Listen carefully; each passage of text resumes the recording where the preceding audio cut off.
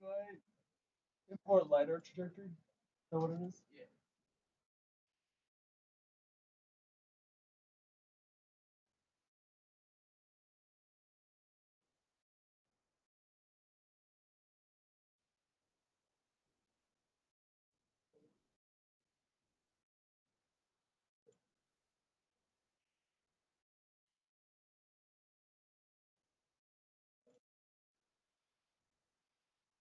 I guess there's overlapping times, so I have to import them separately if there's overlapping. Says issue with overlap of times and selected files. That's with the base station? No, this is for derail. Oh, okay.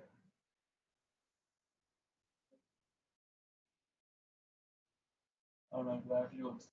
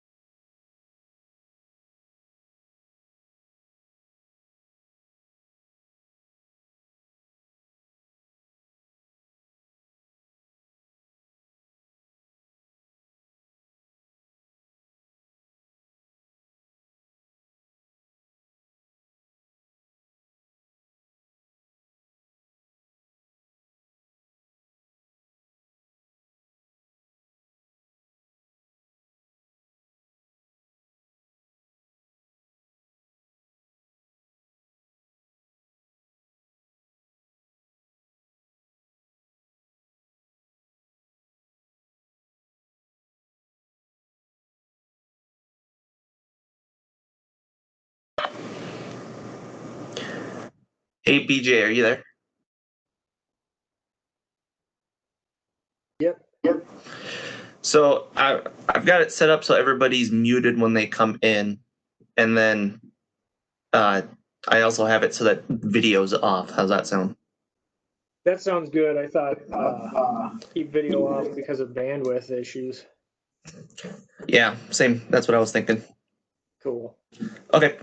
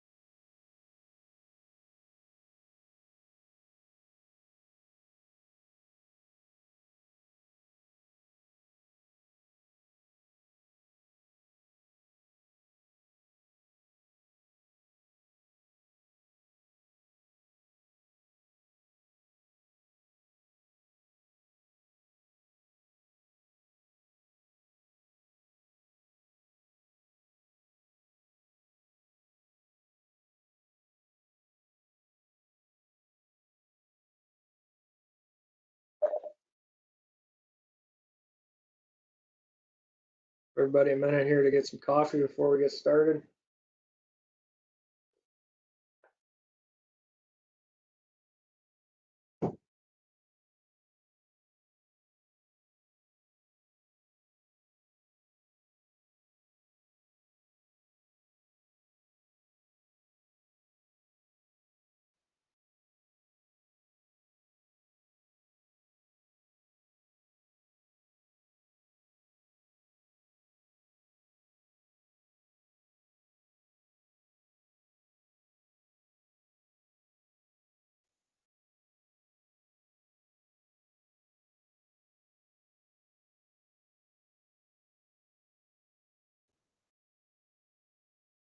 All right, it's 10 o'clock. And my computer's yelling at me, so I think it's time for us to start. Today, let's get started with a roll call. I'll start. My name is BJ Covington. I work for the Iowa Department of Transportation, and I am the current chair of the Iowa Geographic Information Council. Is Penny on the line?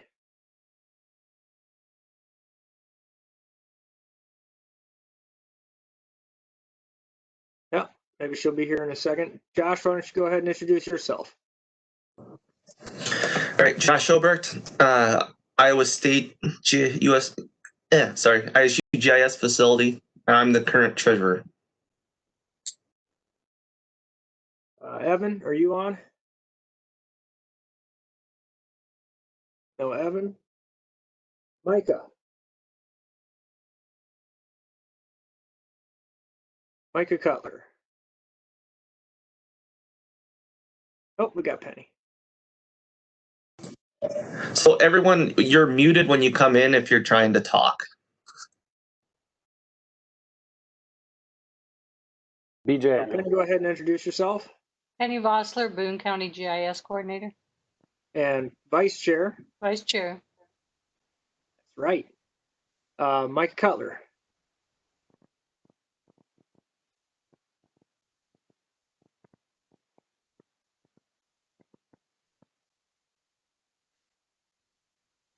Yeah, I see she's unmuted, but can't hear her.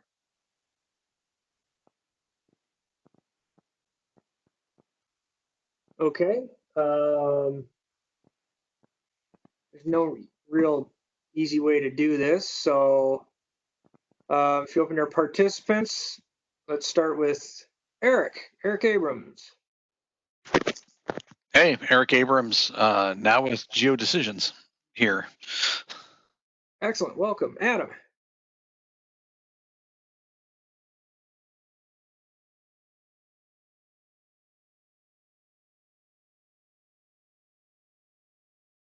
Adam, you're muted.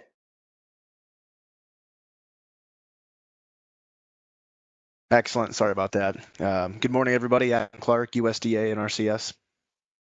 Welcome. Bailey. ICU Extension and Outreach. Brandon.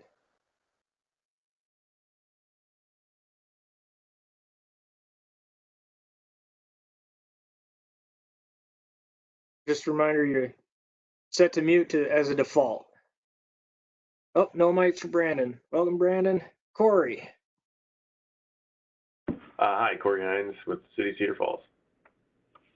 Welcome, Craig.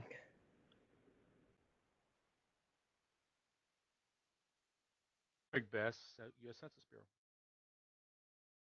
Bureau. Danielle. So you just got on. We're just introducing ourselves, and you're automatically muted when you get on. There, am I here now? I got you. Perfect. Hello, everyone.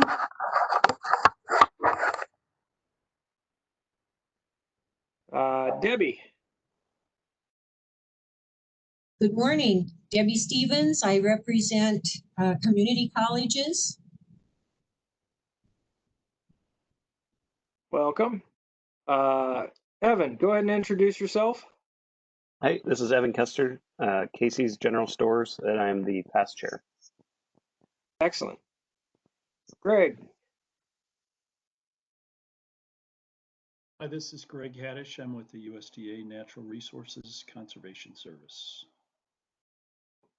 Thanks, Greg. Who do we have on as guest? Might be a silly question. Well, at any rate, welcome guest. James, are you able to? James Worm is on the line. I think he was having some trouble calling in. Jason.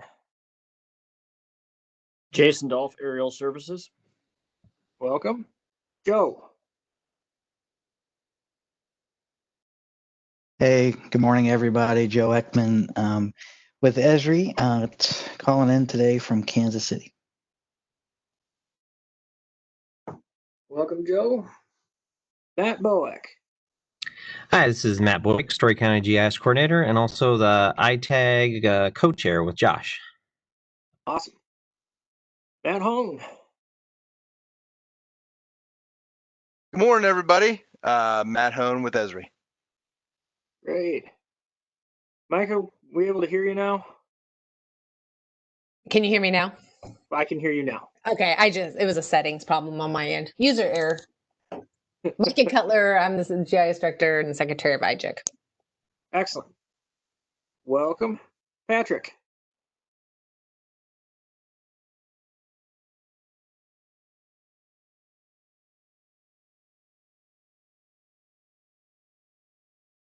Okay. I didn't hear you, Patrick, but welcome. Paula.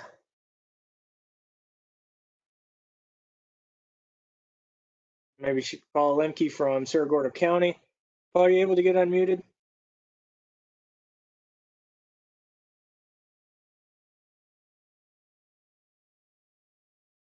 Apparently not. Let's go down to Ryan. Hey, Okay, good I morning. wanted to see. Oh, we got Paula. Sorry, Ryan. Okay, good. Thank you. All right. Welcome, Paula. Go ahead, Ryan. Hey, good morning, everyone. Ryan Smith with Schneider Geospatial. I'm a little bit new to this GIS stuff, so thanks for having me. Welcome, Ryan. Sean. Yep, I'm with Iowa DOT and I'm a former board member, longtime board member. I just like to come and hang out with you guys. Love to have you. Travis.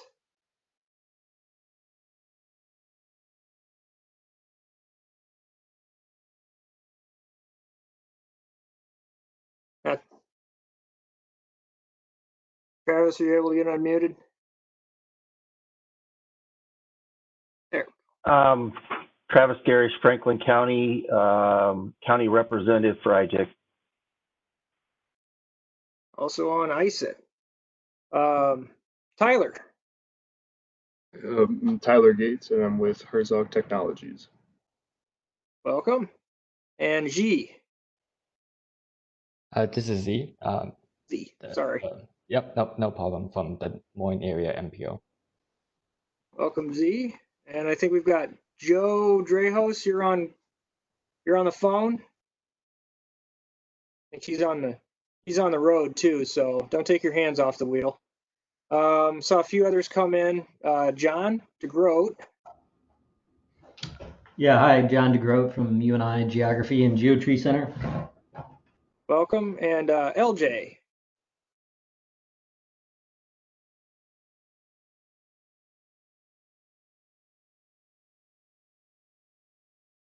All right. Well, if there's anyone I missed, go ahead and introduce yourself. This is Daniel Terry from Indian Hills Community College. Welcome, Daniel. Hi, what's the last name, Daniel? Terrian. Oh, yeah, I gotcha. Okay. Hi, this is Amy Logan, Iowa State University GIS facility. Amy. So this is Micah, and since I'm writing everybody's names down, do we know who the phone number is? Was that Joe 515? Joe Drahos, Drahos. Perfect. And then we have a guest, and who is LJ?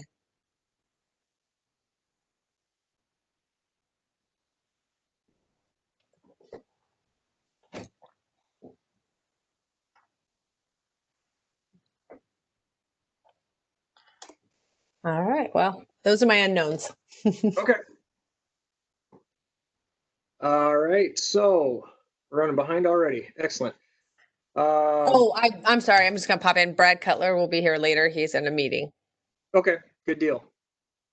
Do we have any new agenda items? Hearing none. Can I have a motion to approve the agenda as written?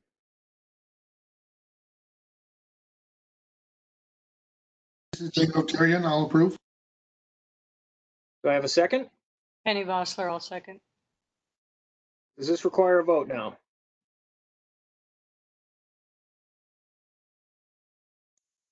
I would say if you have a motion, you have to vote on it.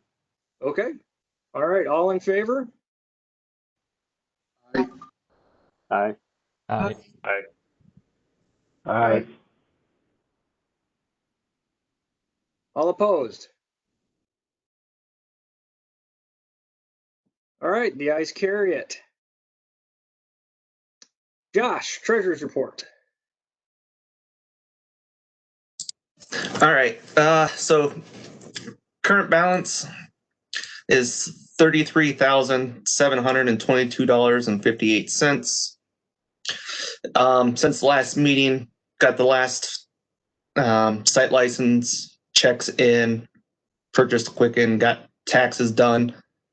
So that's taken care of. Other than that, I need to work on figuring out what the site license costs will be for schools for the next license year. Other than that, that's it. Any questions?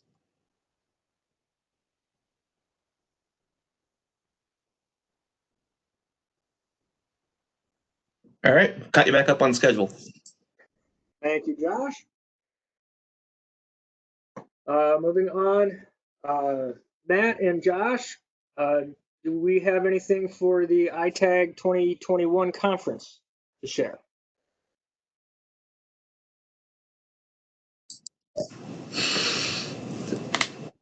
Well, we had our first committee meeting last month, and we'll probably be having another one coming up here within the next month. We've had a lot of carryover for vendors, so I mean, a third to a half the amount of vendors carried over, so that's a good thing. And we've got a lot of this stuff already planned out. Matt's got some stuff he's working on behind the scenes. Yeah, we'll probably send out some like promotional, marketing type stuff here by the end of the month. But I guess, if anybody's interested in helping out, let us know. Or if anybody has any ideas for like topics or things they want to see or help, help present on and share things, cool things that they're doing, help share. So just keep that in mind. But yeah, just look for something fun towards the end of the month. All right, thank you guys. Any questions for the ITAG conference committee?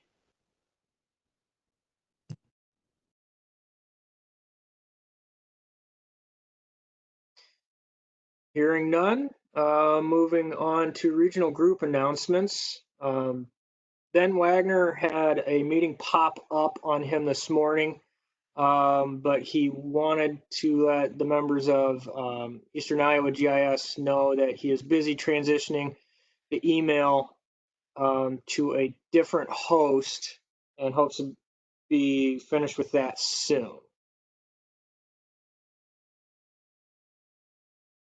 Moving on, Iowa Lidar collection update, Greg Haddish.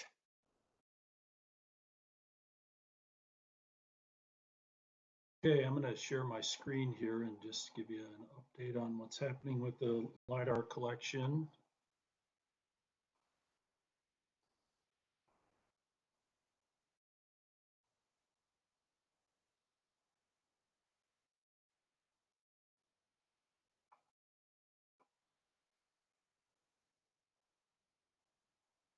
Okay, can you see the state of Iowa map?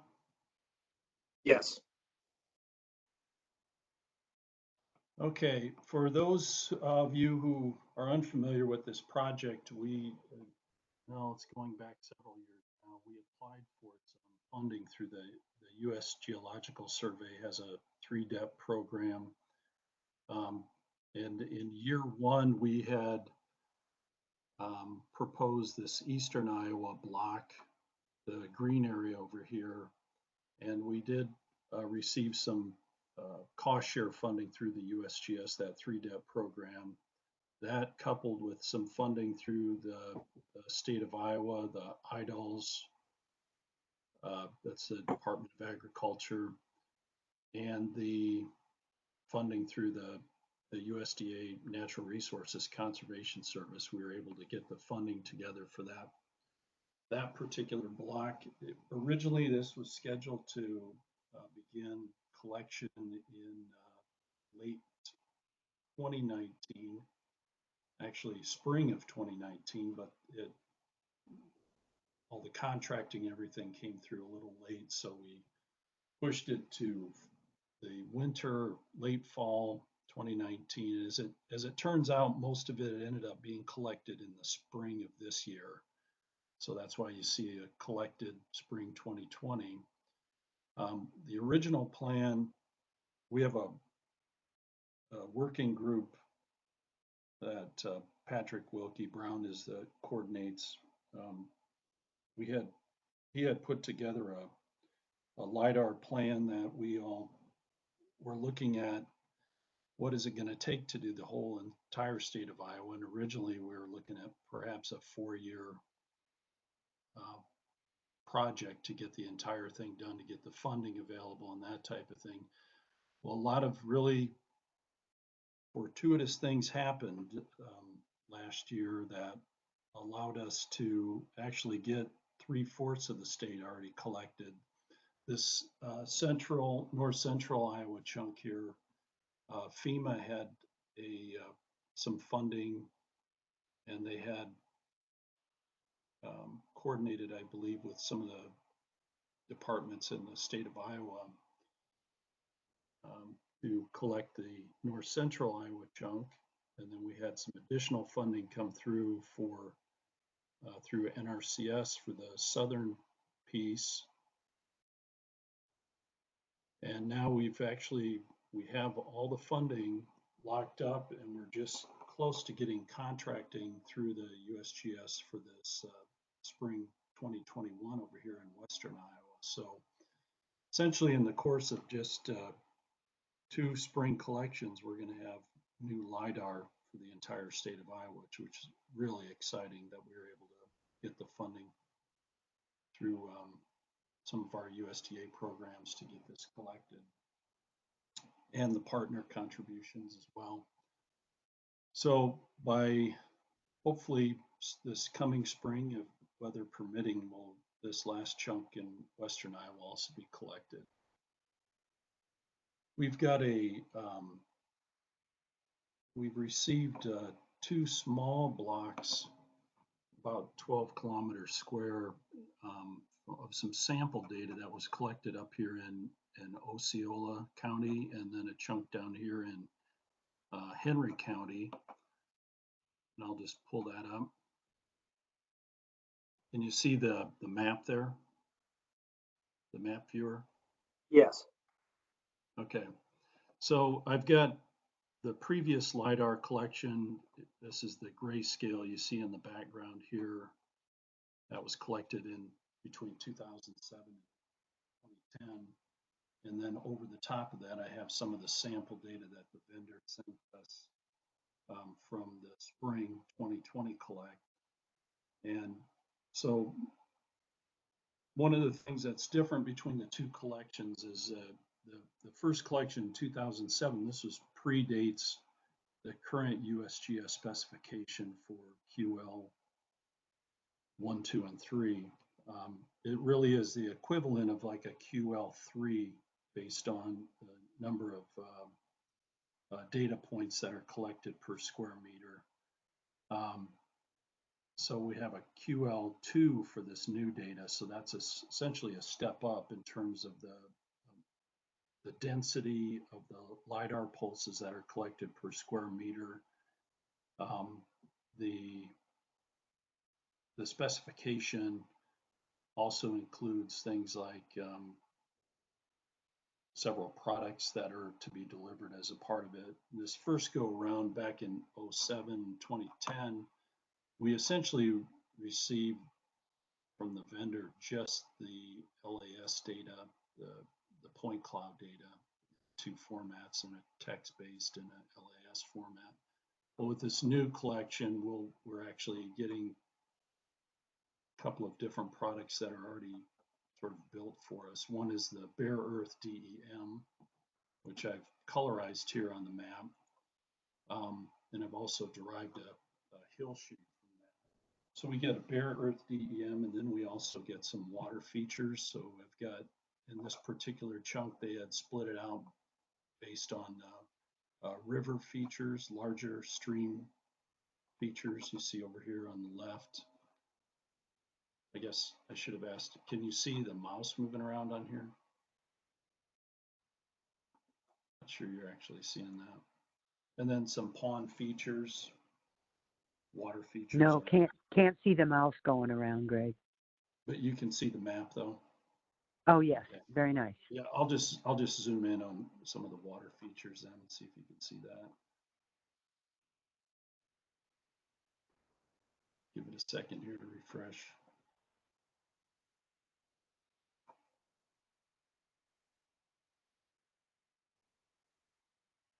So that in of itself is really important, that we'll be getting some derivatives directly from the vendor as opposed to us building everything in-house. That's a good starting point. Now, there are some things that we are looking at, and we've got like I mentioned, this LiDAR working group that we're looking at hydro enforcement. So we've got the point cloud data. We do have, sort of a starting point, a Bare Earth DEM that the vendor provides, but there's also the need to go through and establish the flow of water through these elevation models. So we'll take essentially the raw data, the point cloud data, and do some work with that as well, which is important for modeling and different things that we use LiDAR for. Just kind of give you an idea of what we can do now with having multiple years of LiDAR. We can look back at the older data and compare it to the new. Let's go with this swipe tool here so you can see some of the older stuff. I just did a real quick look at some of the comparing the two data sets. In general, the QL2 data, the quality level 2, is you're seeing the details of the bare earth are a little more pronounced. Like some of the sections here of this chunk in Henry County, you can see where there's new conservation practices that have been put on the landscape.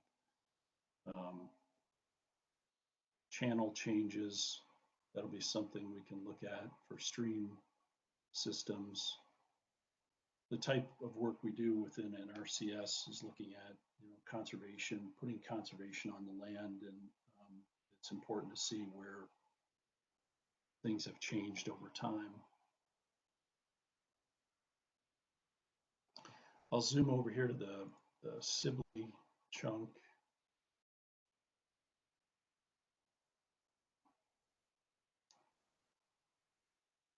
So the town of Sibley sits right up here. So this sample data that the vendor sent, which I should have mentioned back on the status map here, there are different vendors for each one of these chunks that you see on the map here.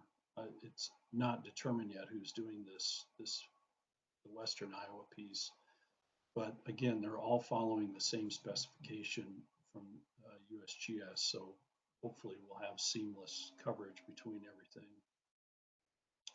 In this piece here from a different vendor near Sibley, I noticed there's some changes. There was some road construction going on during the time of the first flight, where you can see they were still working on this highway that's passing through here, which is, looks like State Highway 60 going through there. And then when you turn on the new data, you'll see it's completed now, and there's been some changes to this particular road over here. So for those that are using this data for looking at transportation networks, again, stream networks, water features, all sorts of modeling applications with engineering and building, that type of thing. This is a really significant data set, an important data set for all those types of activity.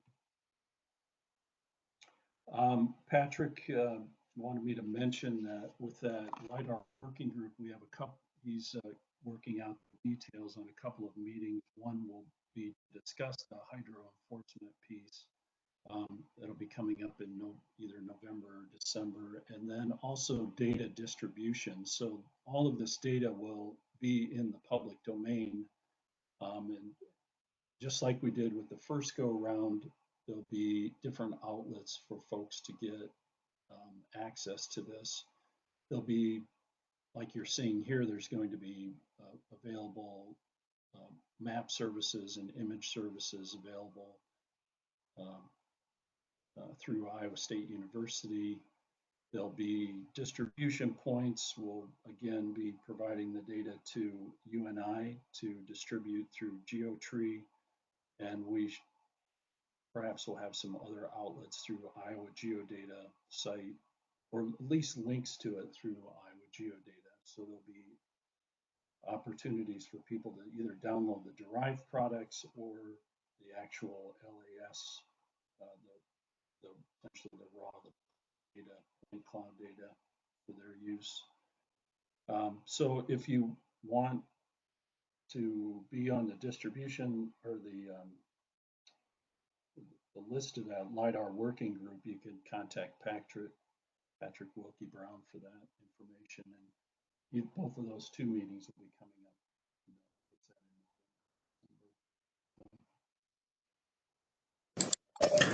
Greg, is there is there going to be a timeline as to when stuff's distributed?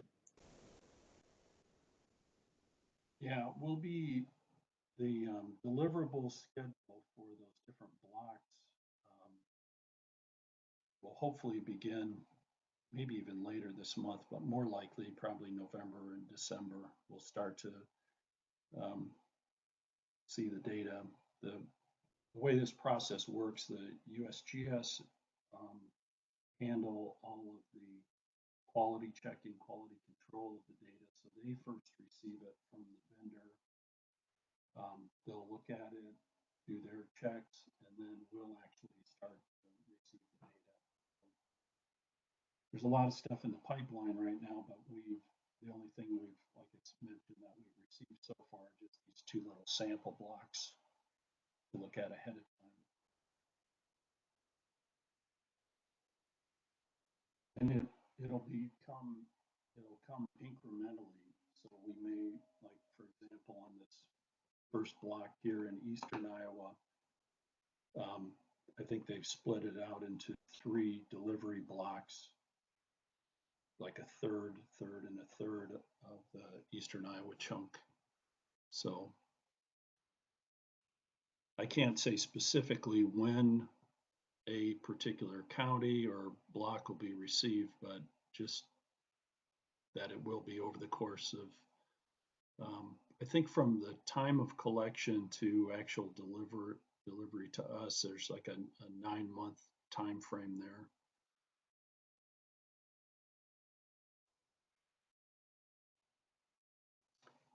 Okay, well, thank you. Let me know if you have any questions. Hey, Greg. Yeah. This is Patrick. I'm going to post a link to another location where they can get information. Okay, good. And that's the interactive map piece that has, it's not a perfect match where, because this data is collected in flight lines, and so I kind of matched up the flight lines to approximate counties, but it will have dates of collection, approximate dates of collection, or a range of dates, or at least when a county began collection and when we think the approximate date when data collection ended. And this will be another place too where I think I'll talk to Greg about this, and we'll talk about this a little bit in the distribution meeting, is the status map actually may change from not just a county view, but to more of those blocks that Greg was talking about, where USGS, has this basically a tiling system across the whole US to make sure that they have continuous coverage with as little overlap as possible. That's part of that 3-depth program. And so that view may change, is when blocks are delivered, you may be able to see those on there as well as we get those in. But I'll coordinate that with Greg and NRCS and everybody else, and we'll probably be talked about, later at the distribution meeting, talking about data delivery needs and things like that. So that's all I have.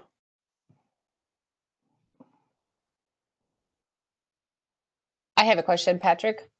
Oh, you saw the link. Thank you. Also, Greg, you faded out just a little bit here and there. And are any of the delivers going to be those 2-foot contours? And if not now, is there a possibility? I know funding has been an issue in creating those.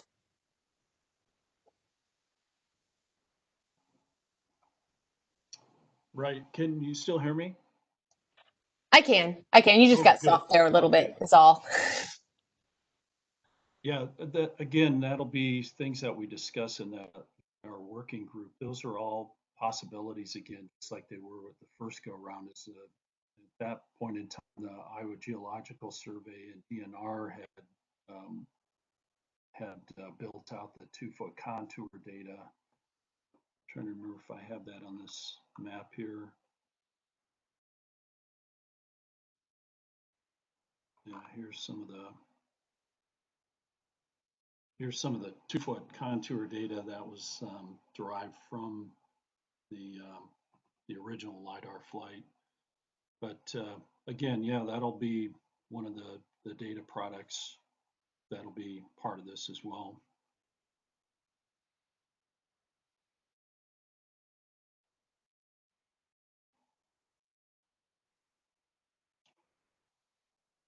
Any other questions for Greg?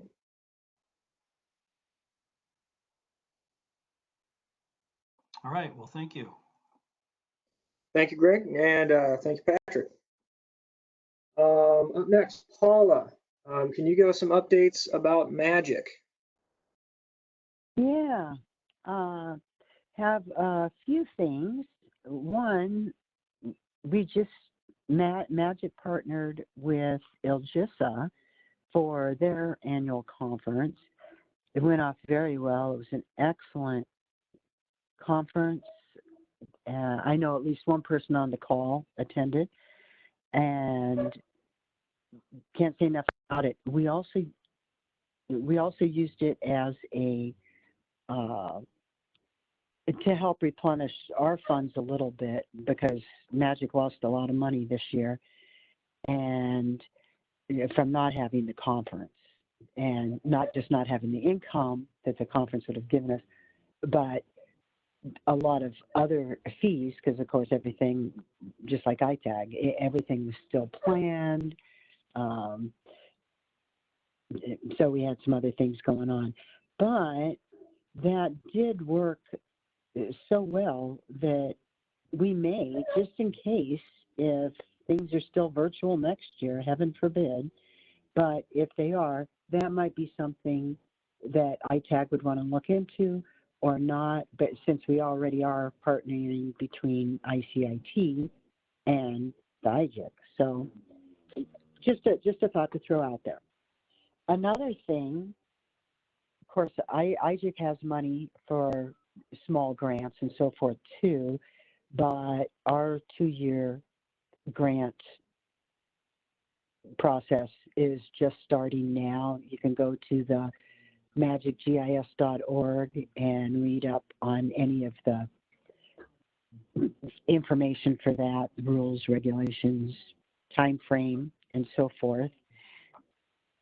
That's another good one. And even though we lost money, just like with IGIC, the support of the professional organizations for our members, community, and so forth is important, and that's what the board decided also with Magic.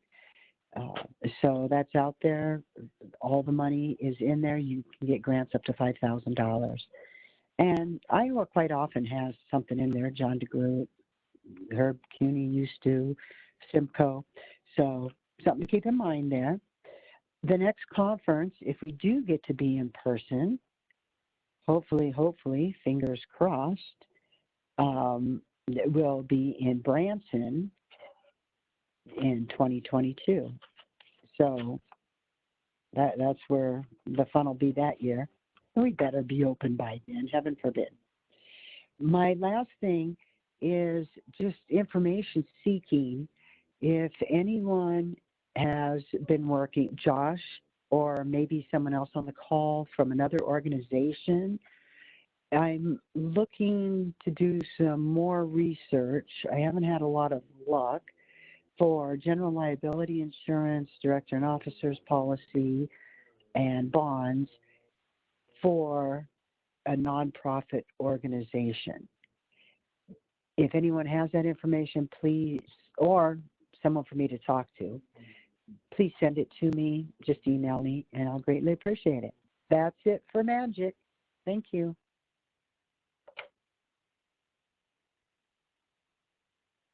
Thank you, Paula. Any questions for Paula regarding Magic?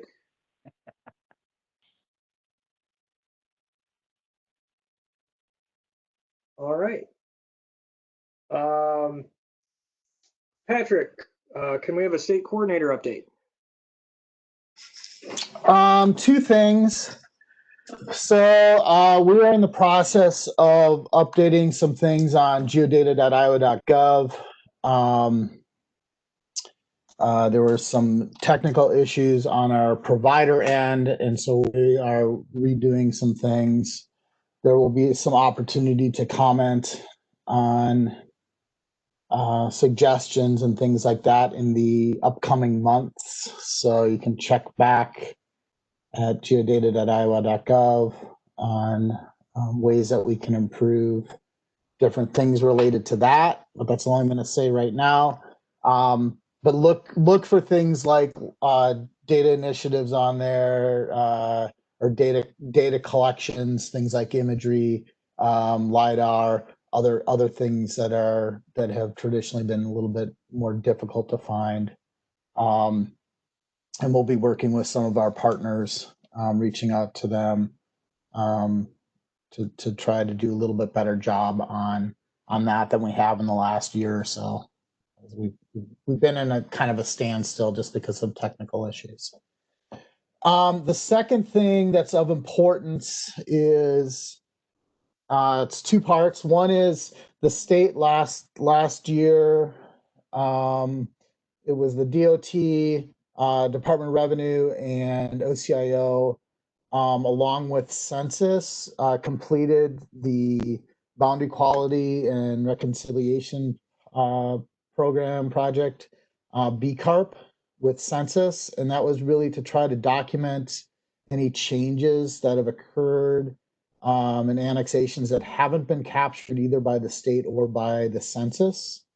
And we found quite a few corrections. There are a couple hiccups. I think in Dubuque County, there's at least one or two annexations that were corrected that weren't supposed to be. I believe those have been corrected at this point. But if you, I think my message to at least county and city GIS people, if you notice any corrections that need to be made, let me know. And I can assist in getting those worked out. You know, if something was mistakenly deleted or adjusted where it shouldn't have been adjusted. Part of what Census does in the BCARP program is basically verifies boundaries, corrects if necessary, and then seeks that documentation before they can do that correction. And for some reason, in one or two counties, there was a handful of cities where an annexation boundary moved when it shouldn't have. Like I said, I think those have been corrected. The second thing related to that is that Department of Revenue and Census are finalizing a consolidated boundary and annexation survey, or a BAS agreement, that will allow the state to submit a consolidated BAS starting in December. And I think this year it's probably going to be a hybrid type submission. And this is where I'm asking for anybody who wants to have an opportunity to really look at what that process will be this year and going forward. If you want to be part of that process, I have a couple names already, but if you want to become part of that process, let me know.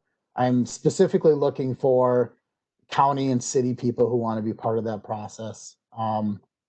Just because those are the people that will be updating the annexation information with Census through the state. We don't know exactly what that process is right now because we don't exactly know when that document will be signed, which is why I say it's probably going to be a hybrid submission this year, rather than a full consolidated BAS submission. And then, so what would be entailed with that is getting all the annexation documents from the Secretary of State's office that would be filed, and making sure that all the annexations that have been approved actually make it to Census. Because what we found during the BCARP program was that even though an annexation may have occurred, that annexation may not have ever been submitted through the BAS program. And so the reason we're doing a consolidated BAS is that we can get that information into a pipeline and ensure that all the annexations that should have been happening, or the dissolutions of towns that should be happening, are actually reflected in that census data. And so the reason I'm asking for people who want to volunteer to be part of what that process should actually look like, and how do we communicate with communities and local government on that, is that I don't want to get in the way of those cities and counties who are actually doing it right now and mess up that process. Because where it's happening really well. Where it's not happening, it's obviously not happening very well. So just send me an email if you'd like to be part of discussion and bigger process of trying to figure out what's the best way to communicate with local government on the BAS, the consolidated BAS, and an actual workflow that's going to be acceptable both by the local entities that actually are participating, and how the state can assist those that aren't. So, any questions related to that? That's all I have. Patrick, this is Micah.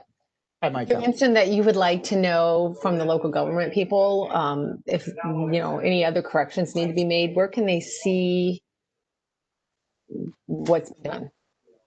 So that information, it's there should have been, I can't remember the program. Craig can probably speak on this. It's escaping me right now, but there should have been I think it's boundary validation. I can't remember, BV something. It's basically BVP or boundary validation program. Yes. Can you hear me? Yes. Sorry about that. Yeah, the boundary validation program, those maps were sent out earlier this year to the highest elected officials of cities and counties to give them an opportunity to view the boundaries that were going to be used for the 2020 census. It actually went through a couple phases. They got the materials early in the year. If they responded with corrections in a timely fashion, I think the cutoff was maybe like the end of March. Then we would process those updates and provide them with a new copy of a BVP product for one final review before we go final. Yep, and that's how some of those inadvertent changes were discovered from the past BAS to BCARP to the BVP process. And so, but there will be another. So this year, starting in December, those same maps will be sent out through the BAS program. To validate whether there's no change or that change, or whether there was a change, and submit that change with documentation. And I believe talking with Michael Clements and other people in the geography, the geospatial component up at headquarters, there is a way for you, if you do find changes at the BAS level, or this year's BAS, there are still mechanisms to provide documentation and change in there. It's just a little bit tricky to do, but there is an opportunity at that level, or at that time in December when the BAS 2020 is open. So yeah, if you city or county GIS person want to get involved in shaping what this consolidated BAS is going to look like, please get a hold of me. I'd love comments, love your feedback and your discussion on how this is going to work, rather than the state getting in the way of something that's already being done correctly in most cases.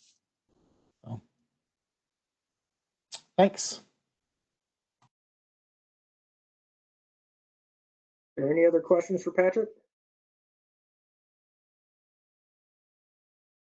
Thank you, Patrick. Committee reports. Education Committee, Debbie Stevens.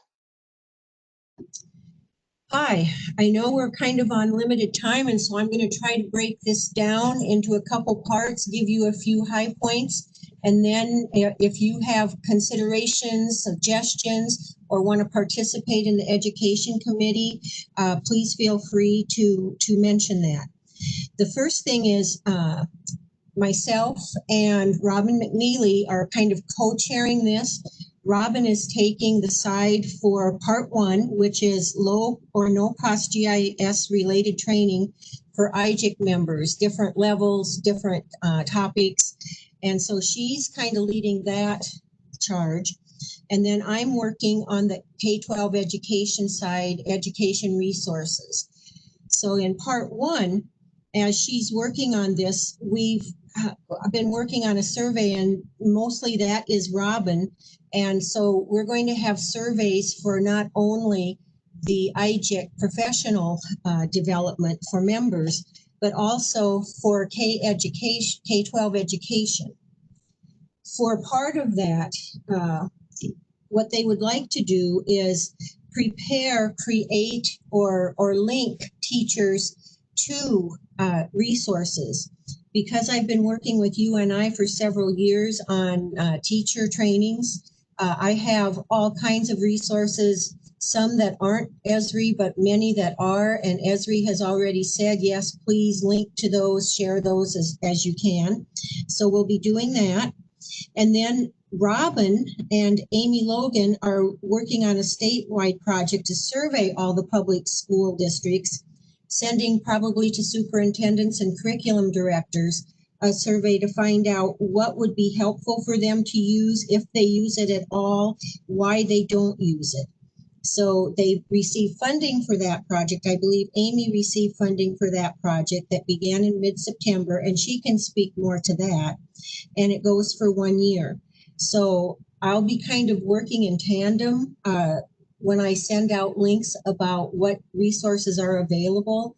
I'll probably tap into the curriculum directors and then any of the teachers that have been part of the Iowa trainings that we've done in the past few years, as well as teachers who have worked with me on the Iowa map contest in Iowa. So we have those. And then we talked about how do we get this information out? Where can we place it? And after talking with BJ, maybe putting it on the IGIC website isn't necessarily the best idea, although there will be a link. And because I've been working to learn how to create a GeoHub, and again, I have some witness of how well Sunshine, who's on this call today, did in Lynn County. And so I'm trying to replicate something like that only from an academic standard.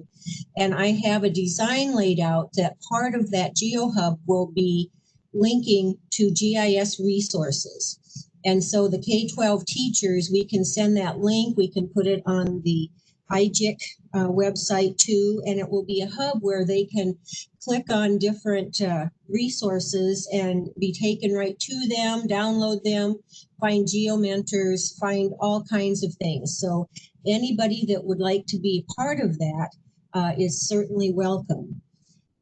One other thing that we talked about was the Geographic Alliance of Iowa at UNI, whom we used to work with, and Alex Overly is our contact there.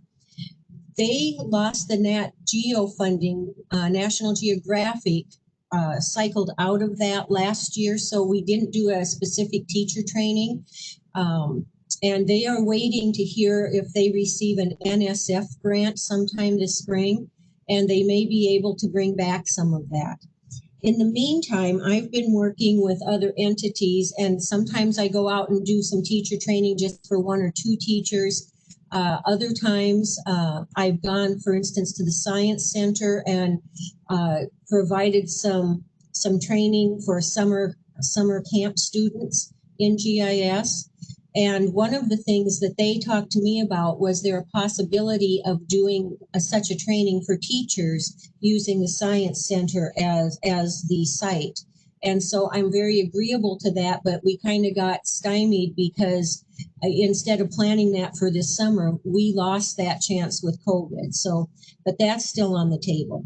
The other thing is I do have, because of the Iowa map contest, we haven't had enough students to completely use up the $1,000 a year in awards. Each student gets $100. And so we have about $1,400 here at Penn from the past 2 years that is unexpended. And what we're hoping to do is hold training sessions in different areas for teachers who are interested in learning more. And so that's another thing that we'll do. Also, when teachers start this, they get organizational accounts. And so we're going to be sure that they are set up correctly and teachers have assistance. I've been doing some of that. Some of our GeoMentors across the state have helped. Esri's always a good support. So we have that in place. The other thing I would just like to mention as we close this up is right now with Robin and I, we also have Amy Logan, Jody Flory, Keith Weiland, and Penny Bossler, who have agreed to sit with us on this committee. If anyone else would be interested, that would be great. If you would like a copy of the minutes to the meeting that I just pulled information out, let me know and I can send that if you don't have it.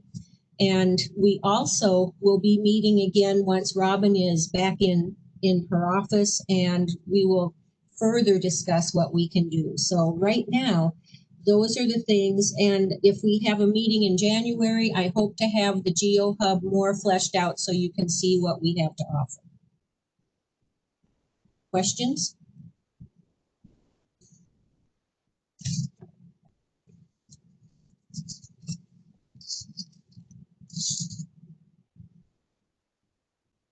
Thanks, Debbie. That's good stuff. Thank you. Communications and outreach. Micah, are you going to talk on this? Oh, I'm not really prepared. Help me remember.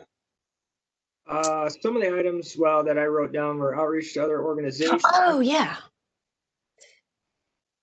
Yeah, I'll let me start with the second one because that's the one that I kind of looked at a little bit more. I was wanting to gauge, we don't need yet another way to communicate just to communicate for communication's sake.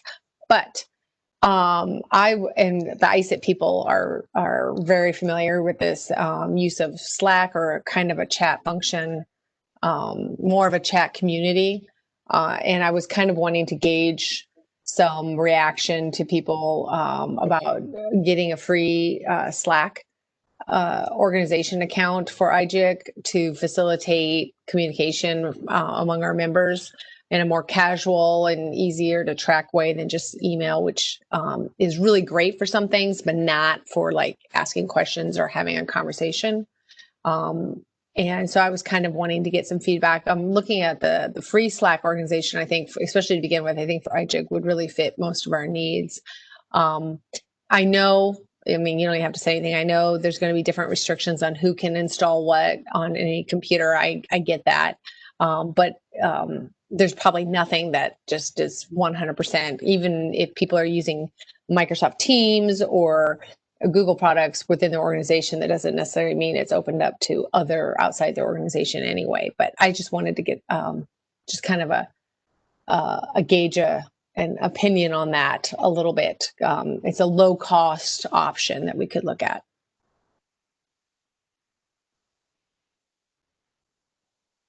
What I like about Slack is that it's kind of platform agnostic. You can put it on a tablet, a phone. So if you can't do it on your work computer, it's just got a really good mobile interface. You can really ramp up or lock down your notifications, so you can kind of be as involved or as little or as much as you want to be.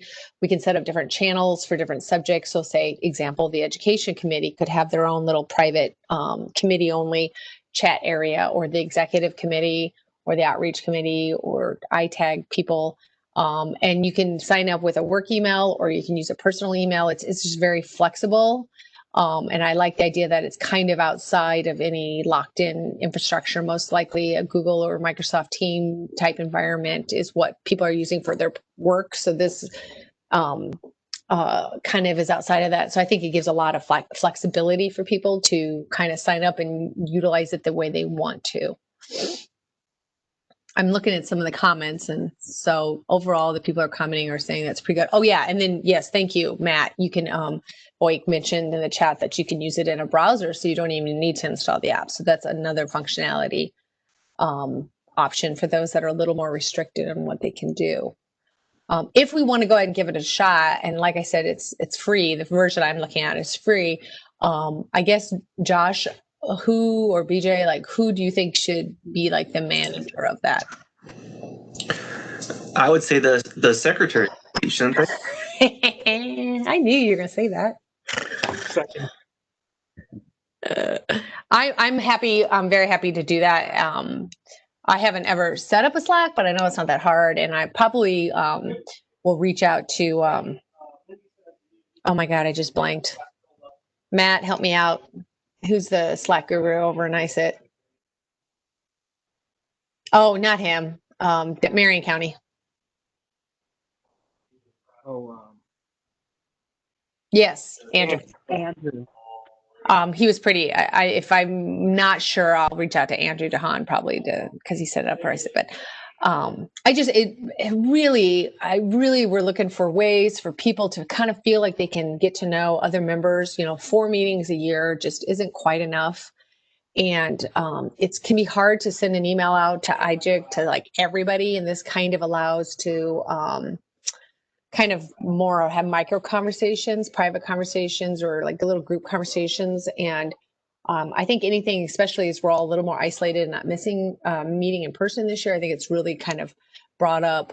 We definitely need to look at different ways to kind of facilitate communication with within our group. And that's not even talking about like reaching to people outside the group. But I think having that community is our biggest benefit to being a member of IGIC, and reaching out within our membership to people in different levels of government or different kind of organizations for their knowledge and experience.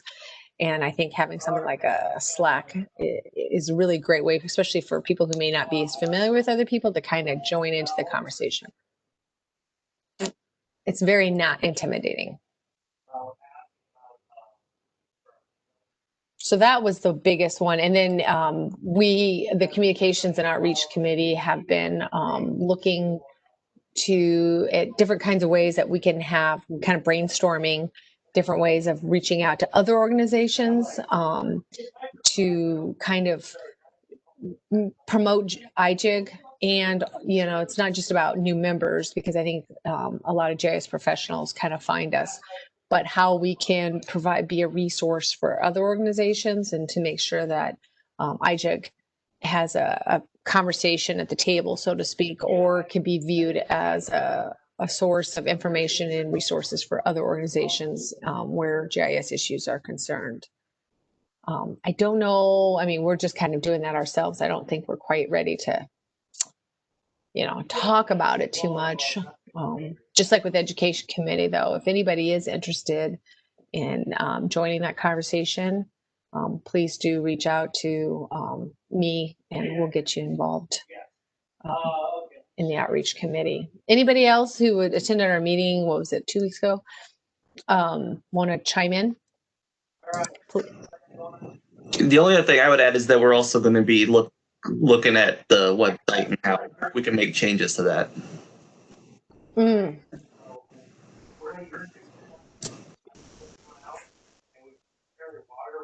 do we need any formal action in order for you to pursue the Slack channel for IGIC, Micah? You know, it couldn't hurt. We're not going to spend any money, but, you know, could say, yeah, we think we should do this. That's probably not a bad idea. So at this time, I'll entertain a motion to create a Slack channel for IGIC. Micah Cutler will make that motion. Second, Penny Bosler. Motion in a second. All in favor? Baby. Aye. My experience, like I said, with Slack has been really positive. If anybody has any words of wisdom that they would like to share with me, please reach out to me through the chat here today, or give me an email. Otherwise, we'll be looking for us. Probably Josh will help me, and BJ will send out, once things are set up and ready for invitations, we'll be sending out information on how to join and get involved with that. All right. Were there any in opposition? Hearing none, motion passes. All right, thank you, Micah. Was there anything else for the Communications and Outreach Committee? Not for me, but you can tell how prepared I was, so I'm sure I've forgotten something. No, I think we hit it all for now. I agree. Moving on, Strategic Planning Committee.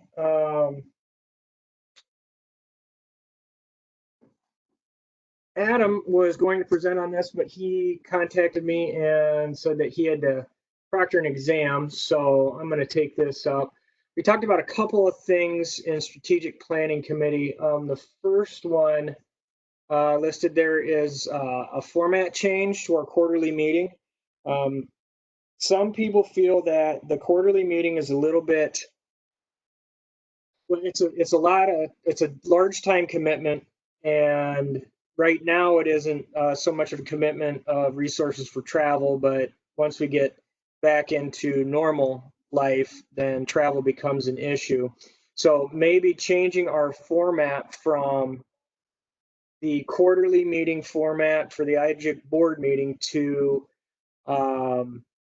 a quarterly business meeting format and then spreading out the presentation and forum portions of the meeting into monthly, more informal lunch and learns that may be easier for people to attend over the noon hour on, say, a third Thursday or third Wednesday of the month, similar to what we have, or the second Wednesday of the month, similar to what we have the IGIC meetings on. We're looking for any feedback on that idea off the bat.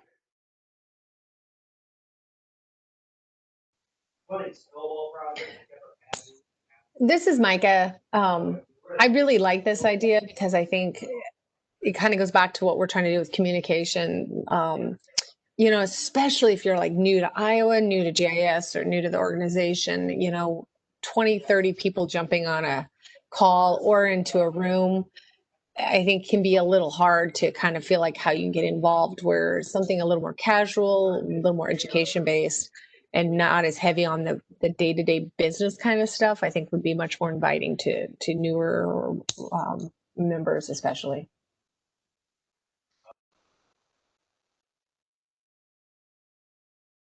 Thank you. Anyone else? I would like to add that this would coincide with kind of what the Education Committee is working on with the member survey to kind of feel out what people are looking for and gear our presentations or our lunch and learns to what the membership would like. And also we would be open to any members who have things that they would like to present in that format as well.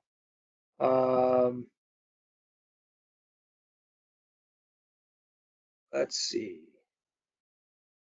So is this something we want to pursue immediately, or do we want to table this for future? I think we should try and do a lunch and learn in November.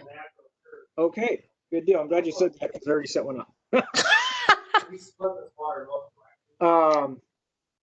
Would this be something that we need a formal motion to go forward with?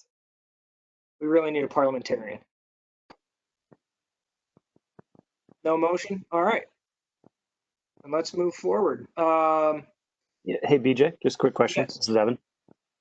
Yes, Evan.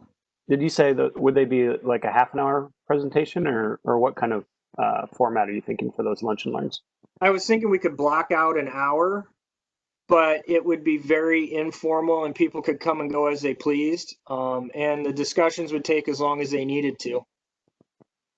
Okay. And then just kind of like, as far as subjects, things that people are like new projects people are working on, or new technologies, or all the above? I was thinking we could do things even like what the members' strategies for data maintenance and upkeep, or how do people, you know, get introductions from the survey community. The first one I'm setting up is a presentation from Sealer on GPS 101, because I don't work a lot in the field, and so I don't know the first thing about the GPS technology, and I'd like to learn more. So my thoughts were that we could cover, with Gail, Micah, that we could cover any breadth of GIS related topic, not necessarily technology. It could be programming languages. It could be Patrick having a forum about the best way to do the BAS survey. It could be about setting up internships or questions about funding or setting budgets, those sorts of things. Yeah, I think it sounds great. I think it's a really good idea. Thank you. And BJ, this is Paula. I would also like to chime in on when you first started breaking up the quarterly business meeting into these other monthly things, then that would probably include more of what the committees and other projects that are going on, or would that all still be handled in the business meeting? I think we would continue to do the announcements from the regional groups and the committees during the business meeting, although that's not to say we couldn't set up special forums during the lunch and learn to discuss individual issues brought from the committees. Good. That's what I was thinking, and I thought the lunch and learn type format is incredible. I think for furthering the goals of the individual committees, both everything that Micah said and what Debbie said, I was really happy to hear all of that. So that could be a continuing discussion, maybe in the lunch and learns. Great idea. Thank you. Sure. Let's see. The next thing that we have, regional group support. So the committee talked about how best IGIC can support either developing new regional groups or assisting our current regional groups in holding their meetings, whether through technology or some financial support for, say, some refreshments. We're open to any ideas that any members have regarding this, because we kind of like to get our regional groups back up and running as well.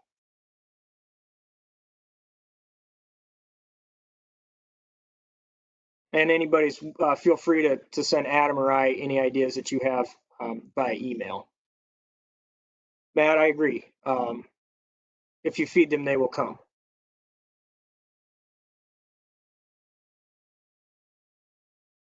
All right, hearing none. Again, if you have any ideas, please feel free to send Adam or I. Oh, hey, BJ, as you're keeping an idea of topics for monthly stuff, why don't we just go ahead and add like a Slack how-to sometime in like December or January? Good call. Okay, anyway.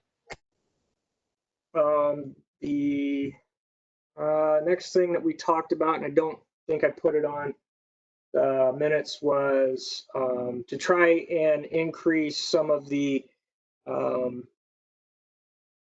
interest from some of our student groups, is to maybe expand the board to include 2 one-year appointments, or 4 students, specifically 4 students onto the board. Does anybody have any thoughts about that?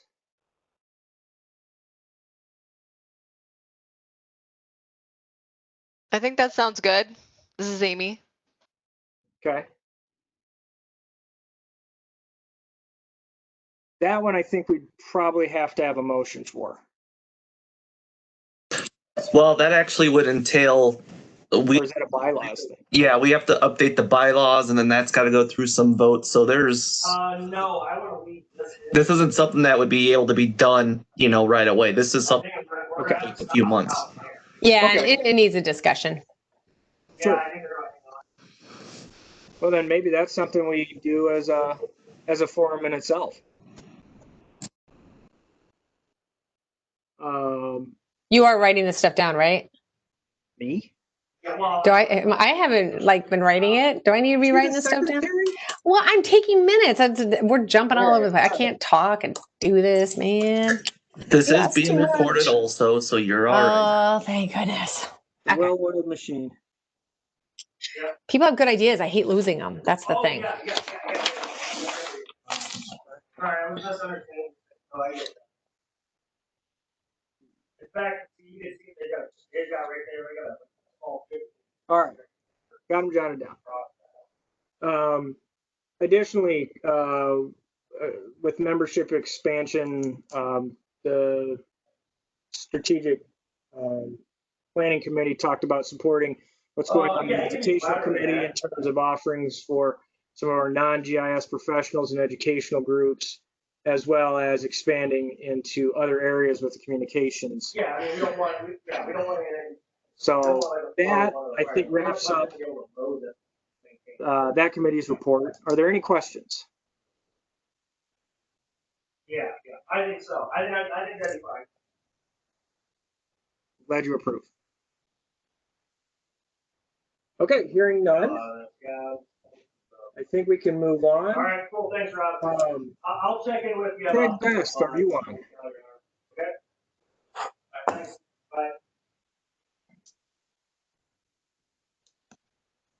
We've got Craig here from the Chicago Regional Census Center to give us an update. So Craig, go ahead and take it away. All right. I'm going to share a PowerPoint presentation, if I may.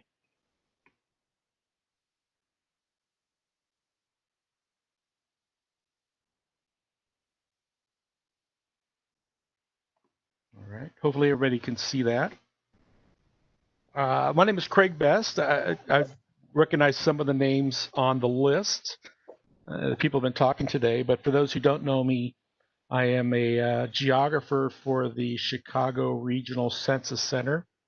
I've been doing the geography thing for 4 censuses now, and if you're wondering, yes, this will be my last census. I won't be back in 2030, but my main focus since I've been working for the Census Bureau has been on regional geography programs, and I'm going to talk about some of those today. So to begin with, I'm going to talk briefly about dates. The first thing, I assume you all heard on the news and so forth that this COVID-19 thing has been going around. It did cause some census delays right at the point where we were ready to go out and hand deliver census invitations to some of the more rural parts of the country. We put a hold on that operation due to the COVID outbreaks. And that operation actually restarted around, I think it was mid-May. It's supposed to be in March, restarted around mid-May, and completed by June. There's been a lot of talk about changing deadlines for our non-response follow-up operation. That's the non-response follow-up operations for the people that did not go online, they did not call the Census Bureau, they did not fill out a form. Non-response follow-up is the largest operation of the census. If you've been listening to what's been going on with that, there's some politics involved, I'm sure, but yesterday the Supreme Court ruled that the Census Bureau can end the non-response follow-up operation prior to October 31st. So the current plan is to end field operations by midnight tomorrow, Hawaii Standard Time, which calculates to about 6 a.m. Eastern Time tomorrow. So that'll be the end of census field collection activities. Some of these changing dates have impacted the deliverable dates. So I have some ballpark ideas, but some of these I'm not exactly sure about, and I'll let you know which ones those are. Fortunately, I was going to ask Patrick a question about BAS, and he kind of answered that in advance. So that was good. BAS is, as if you didn't know, was our method to collect updated city and county boundaries in Iowa and tribal boundaries in Iowa on an annual basis.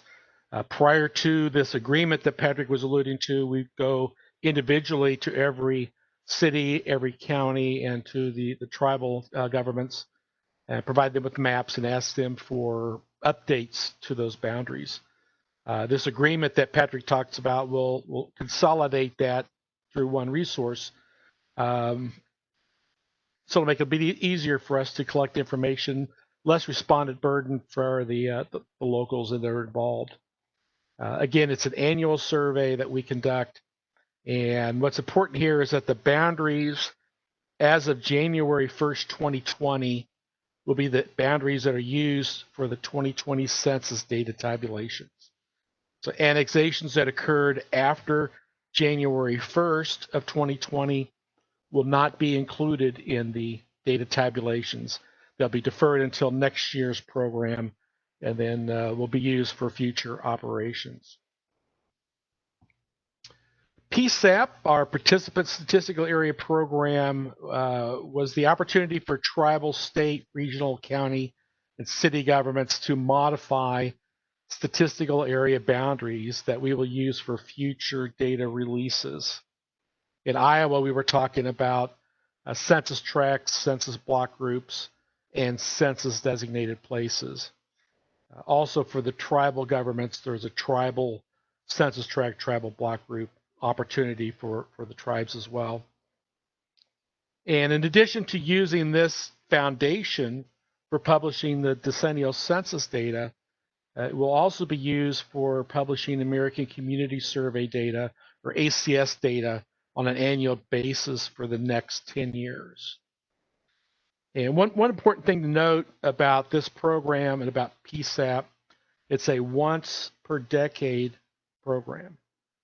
So we started it, I think it was around late 18, and we finished it earlier this year, and we're done until the next census. And I'm going to touch on that point here in just a little bit on a future slide. So the first data product, I didn't have a slide for this, I guess, but the first data product from the census is the apportionment count that goes to the President of the United States, which includes population, total population, population by state, and the number of seats in the U.S. House of Representatives that each state will be allocated based upon the 2020 census count. And I think the plan is that's still on schedule. We don't have a change to the schedule to deliver that by December 31st of 2020. That's the apportionment data to the President. Once we've done that, then our next requirement is to deliver redistricting data products.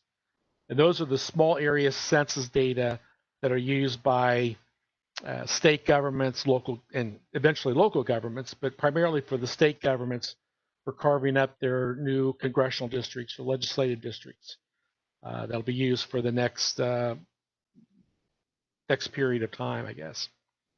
The Census Bureau does apportionment. We determine how many seats each state gets in the House of Representatives. We do not do redistricting. That is a state and local function.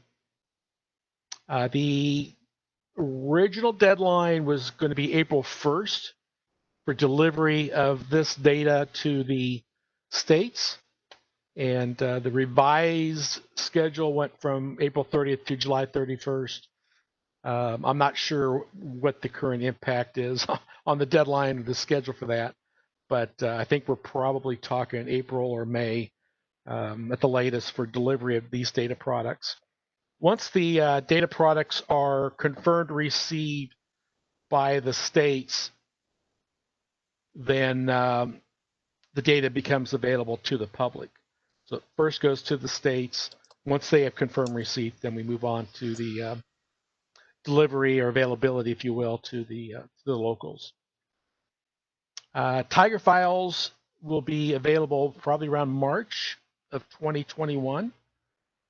These Tiger files will include the political boundaries as of January 1st of 2020, along with that new statistical geography of census tracts, block groups, and blocks. Probably after that, certainly after that, we would expect the Tiger Web, the Census Bureau's online mapping tool, to reflect the new 2020 geography subsequent to the delivery of the shape files. And the demographic data products, as I mentioned, become available once the states confirm receipt of those materials. So an upcoming program for the census, so we start releasing data, and the locals can take a look at the data products and see what they think about the counts that we provided.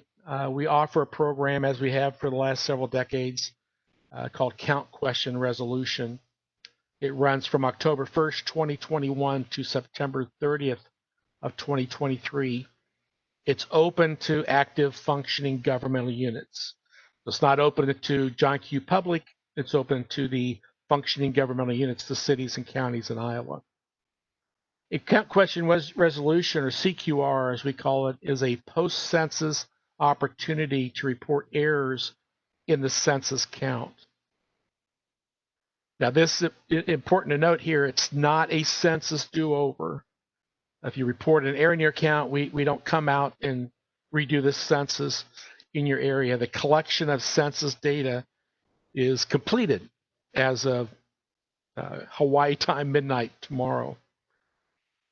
What is the CQR program about then? Well, if you had boundary changes prior to January 1st of 2020 that you did not submit, those can be submitted to the Census Bureau during this count question resolution program.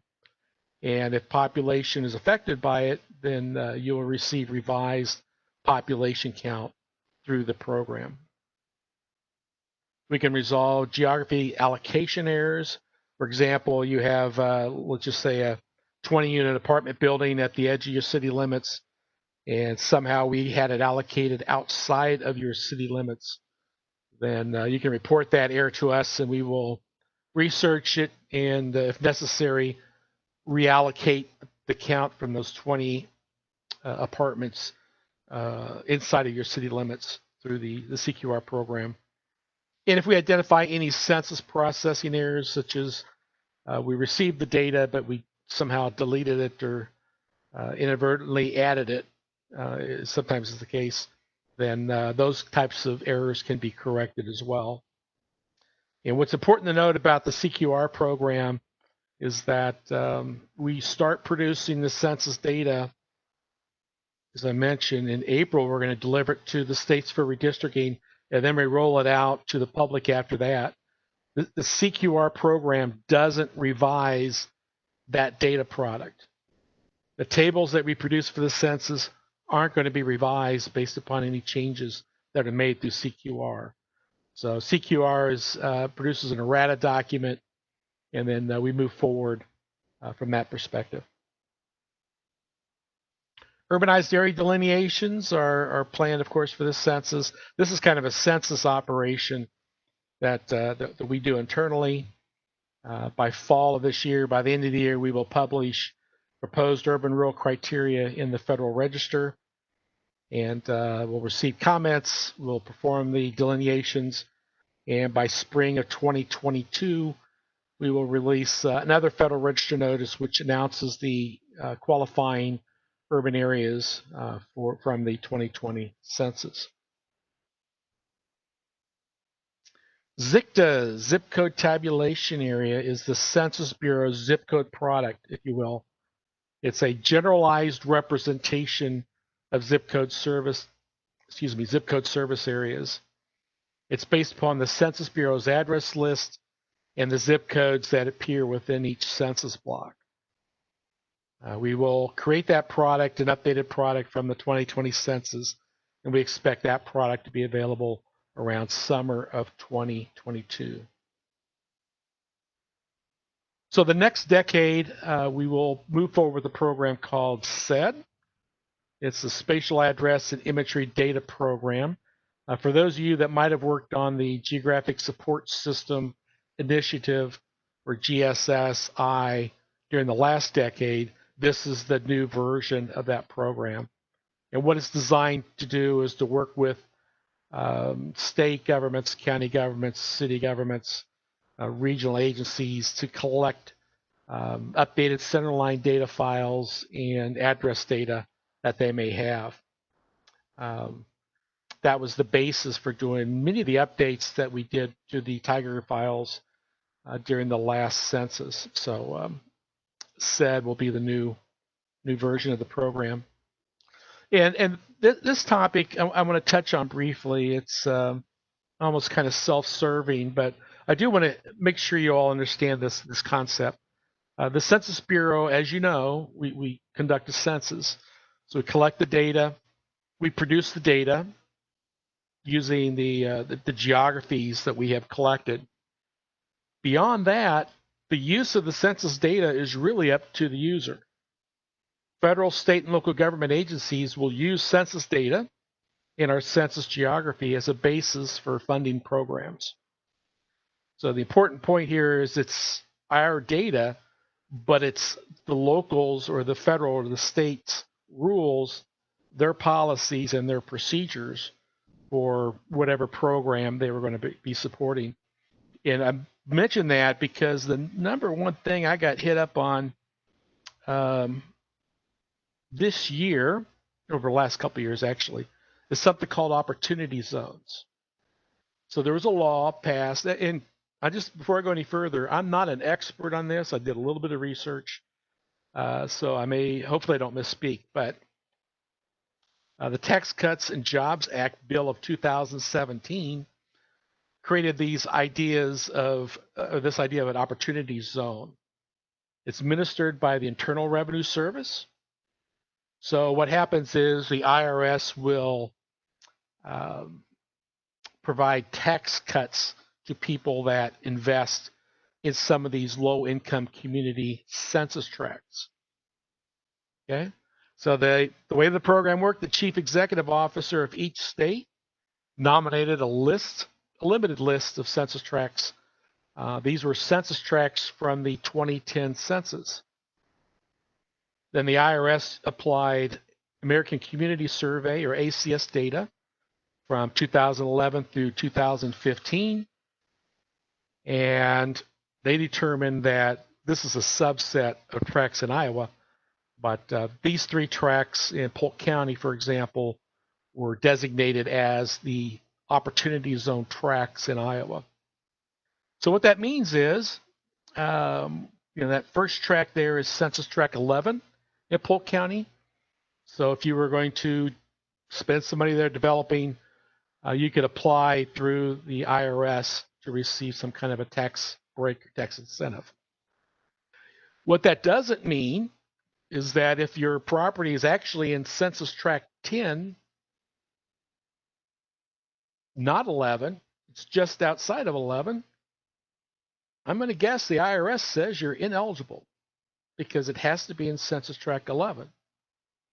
And what's happened for us is the locals will call us, or not the locals, but the people applying for these grants will contact the Census Bureau and ask us to move census tract boundaries.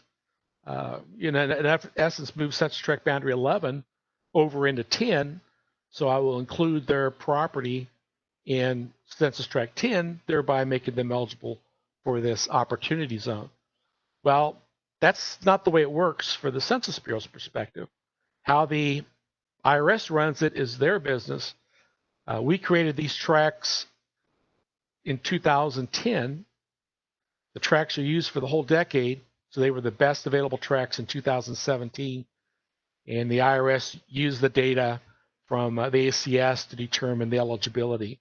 And I did see a message there from Patrick that I think he was the one that submitted the list of census tracts. So the important thing is that the data are used by other people, but if you don't like the result, or if the participants don't like the result, having the Census Bureau make changes to tract boundaries is not a solution. I can tell you, having said that, there were several entities that contacted me during the PSAP program that we just conducted, interested in moving tract boundaries.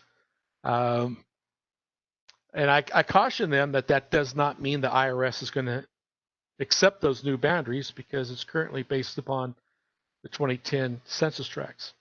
They may change. That change may also result in different tracts being selected, maybe different tax incentives. So it's a long story, but the Census Bureau is not responsible for how some of these agencies apply the data.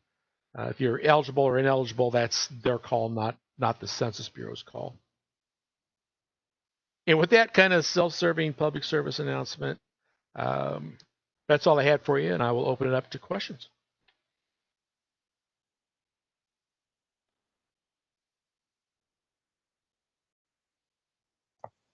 Craig, this is Micah. There has been a request for your slide show. Is that available? Sure. Where should I send it? You can send it to me. I'm putting my email in the chat. Okay. And I will make sure it gets distributed and available. Got it. I will send that momentarily. Thanks, Craig. You're welcome. Love your acronyms. Thank you.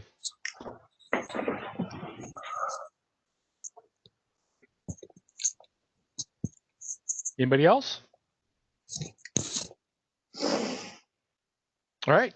I'll be on the call, but thanks for your time. Appreciate it. Oh, I did have one more question, Craig.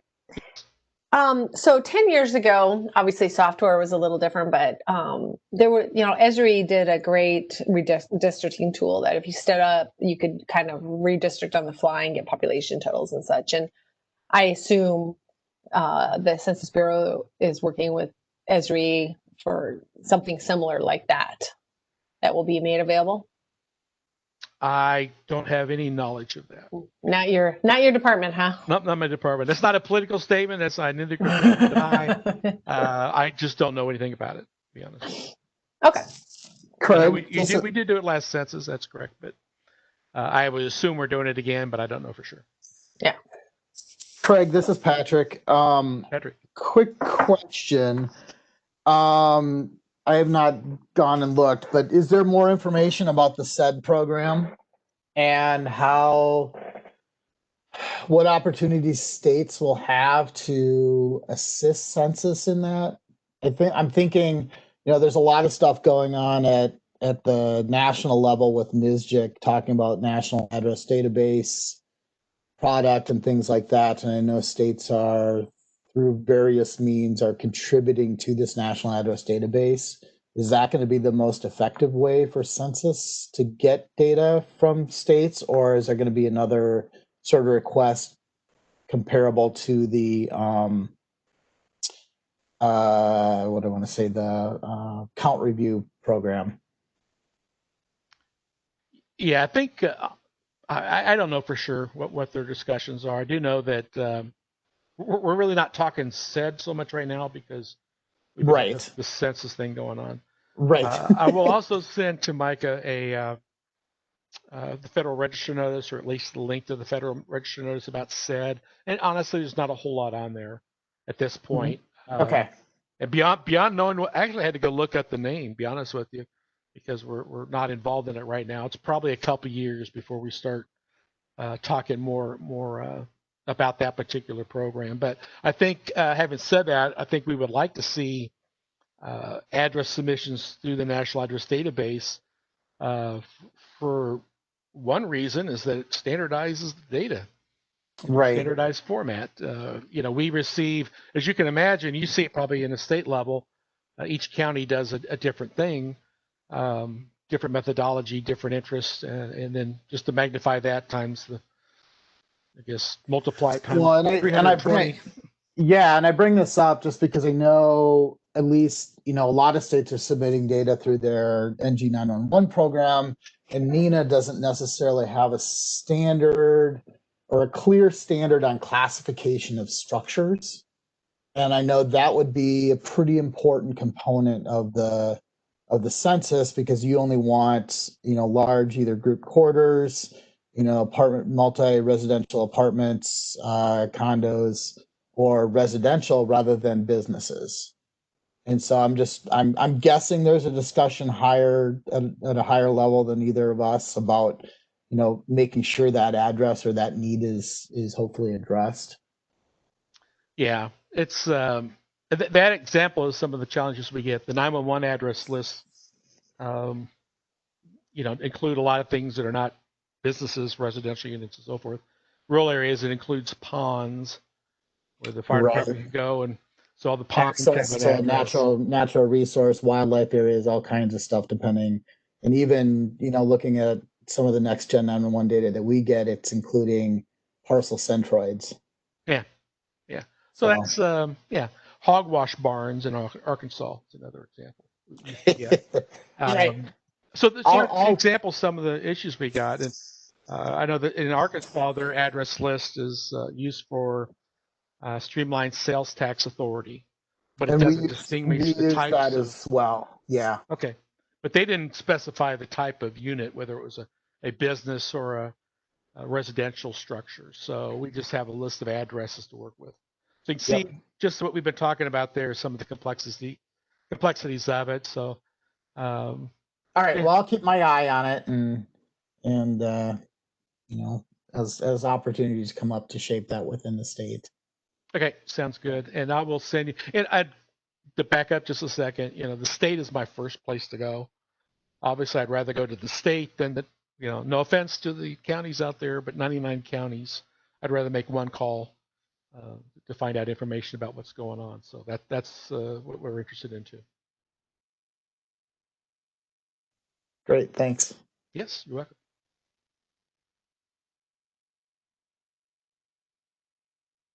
Are there any other questions for Craig?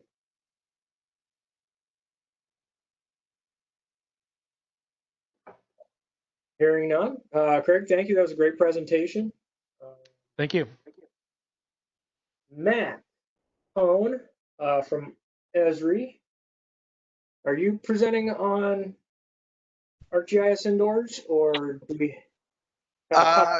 Yeah, I'll be talking to actually Ethan Franklin is on the line as well. He's going to be the one that's doing the exciting presentation. So he'll need to share his screen. Yes, we're here and ready. Should I share? Excellent. Take it away. Awesome. Thanks, guys. Hey, everybody. We are excited to be here today. My name's Matt Hone. I'm an account manager with Esri. I recognize quite a few names on the participants list. I know we've worked together over the past couple of years, but I work with local governments, cities, counties, and regionals across the state. So excited to be here today to talk about a product we have, ArcGIS Indoors, how it and GIS data can be used to support you as users and your workforce returning to the office safely as a response to coronavirus or COVID-19. Doing that safely and also in compliance with federal, state, and local requirements for things like social distancing or cleanliness standards. Also, I'm excited for Indoors to talk about it because it's timely, not just because of COVID-19, but also it's a large growth area. A big pattern we see is bringing GIS indoors as well as to non-traditional spaces. So I think not just for COVID response, but down the road, I could see all of us on the line working a lot more closely with interior space GIS data. So we're excited this opportunity to kind of introduce ArcGIS Indoors for Corona response. And I think with that, I want to turn it over to the experts. My friend Ethan Franklin is on the line, and yeah, take it away, Ethan. Great. Perfect. Thank you, Matt. Very nice to be here. Thank you, everyone. My name is Ethan Franklin. I'm account executive here at Esri, focused, like Matt said, on ArcGIS Indoors, on indoor mapping. Been with Esri about 9 years, but been on this team for around 2. And I also have my colleague Andy Stewart here on the line as well. Andy, would you like to just say hi? Yeah, hi everyone. Andy Stewart, solution engineer for the ArcGIS Indoors team. I work a lot with Ethan and Matt on a lot of the ArcGIS Indoors demonstrations to be able to showcase what we have to offer. Great, thanks, Andy. So let's get started. I thought it'd be good to give a quick high-level introduction on what ArcGIS Indoors is, really, kind of where its genesis is, where it came from, and then we'll dive in on a few use cases, but focus specifically on indoor mapping for COVID recovery. And then after I've shown you some of these things, Andy will be able to actually show you live demo. We want to actually show everybody on the call today what it actually looks like and what we've done. So to get started, I think it's important to kind of understand the foundation for facility mapping and indoor maps for organizations. This is for state and local governments, state and county governments. We're working with State of Indiana is using ArcGIS Indoors. State of Oregon uses ArcGIS Indoors. Many county governments as well. Lots of universities, higher education universities as well. And we've been doing custom indoor mapping projects at Esri for over a decade, but really found a need because for actual product to support this, because our customers were usually telling us, hey, like, Esri's tools are great, but we need facility mapping solutions and all the things that go with it that we'll talk about today. And I think it's important to understand that in 2018, public and private organizations in the U.S. spent 1.7 trillion on capital facilities projects. So actual capital facility investments like buildings, but actually 80% of facilities costs are realized in operations and maintenance phase. That's the main focus of where to be able to save costs and save money. And incremental improvements in planning and management of your space and of your buildings and improving facility operations and maintenance processes really have massive long-lasting returns on investment. And it's important to try to understand the current challenges with trying to maintain buildings and maintain space. And this is important because then when something happens that no one expected, like COVID, being able to flexibly, have employees work from home, and then how to bring them back to work and how to do that safely. All that really is a spatial question. We'll talk about that. But the majority of buildings and space is managed using CAD or pen and paper or Excel or emails, all these different types of disparate project files. And CAD is what we most commonly see the organizations have. Most universities, state and county governments have some sort of CAD of their buildings. That's computer-aided design. This is what they look like. These are usually DWG or DGN formats that represent, as-built data. But they often fail to represent current conditions because, they lack a back-end database to drive symbology and annotation or support feature relationships to be able to query and analyze individual units and spaces. I've been working with some organizations that have like PDF printouts of what is most likely, as close as they can get to the most current conditions. And then they're drawing 6-foot buffers, according to CDC guidelines around office spaces to try to determine where there's overlap. And if you have 10% return to work, you can do that. It's not too hard to socially distance with only a few people in the office. But when you try to get to 30% or more return to work, some type of GIS tool is preferred. And we can leverage this CAD data and move it into a GIS called Arcgis Indoors. So this is really about building a spatial common operating picture of your buildings that integrates data across business processes and provides supporting technology like an actual system of record of your buildings to help with operations and maintenance processes. And the last, kind of techie slide I'll show before we get into, the good use cases is we operationalize that existing floor plan data. So we take that CAD information, we move it into the Endorsed information model that we have here from Esri, and then we can publish what we're going to demo for you today: indoor maps, indoor scenes, be able to even publish network services for routing, and even mobile map packages so you can use it on a device like an iPhone or an Android device. So hopefully that makes sense so far, kind of where that flow takes place, how people actually get started with maps. But let's actually talk to you now about what people use it for, what organizations need indoor maps for. The first is occupant engagement tools. So these are people that are very critical to good facility management as well, but we deliver new experiences for actual building occupants. These are screenshots of a web map and a mobile app here that allows employees and visitors not being frustrated anymore, wondering, where they sit, if it's changed, where appointments are, where meeting rooms are located, where their colleagues are located.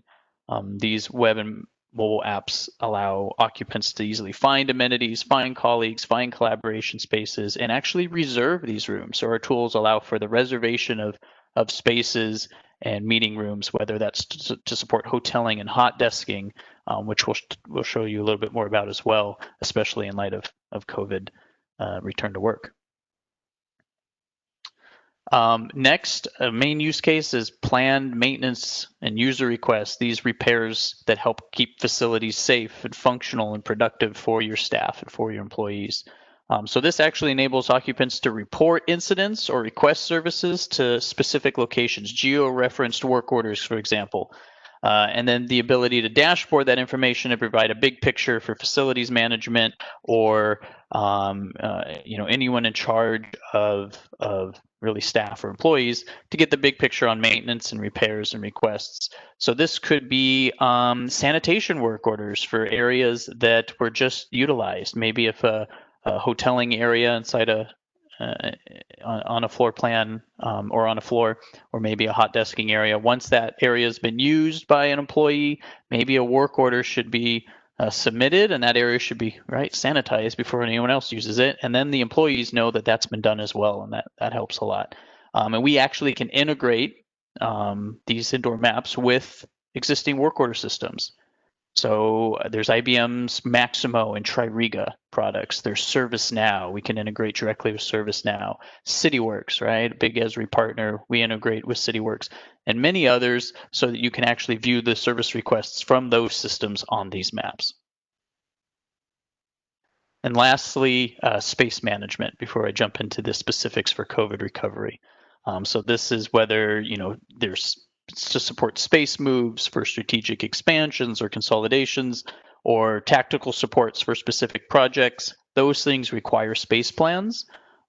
So we're able to create those with ArcGIS Indoors to provide an up-to-date visual inventory on space allocation, but also utilization. So we can actually ingest real-time, like third-party real-time space use information. I know state of Indiana, I work with the GIO there. She has a smart lighting system throughout the state capital that actually can tell whether rooms are occupied or not. We've explored integrating with that.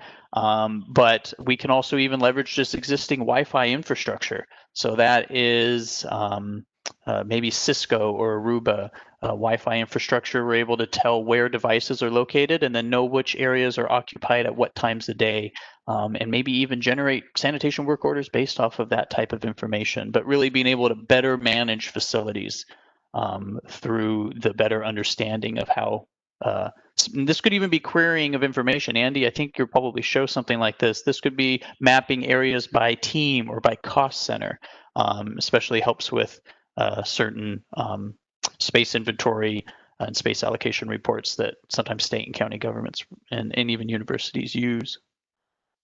But before we show you some of this, let's focus a little bit today on how we use these indoor maps for COVID-19 recovery.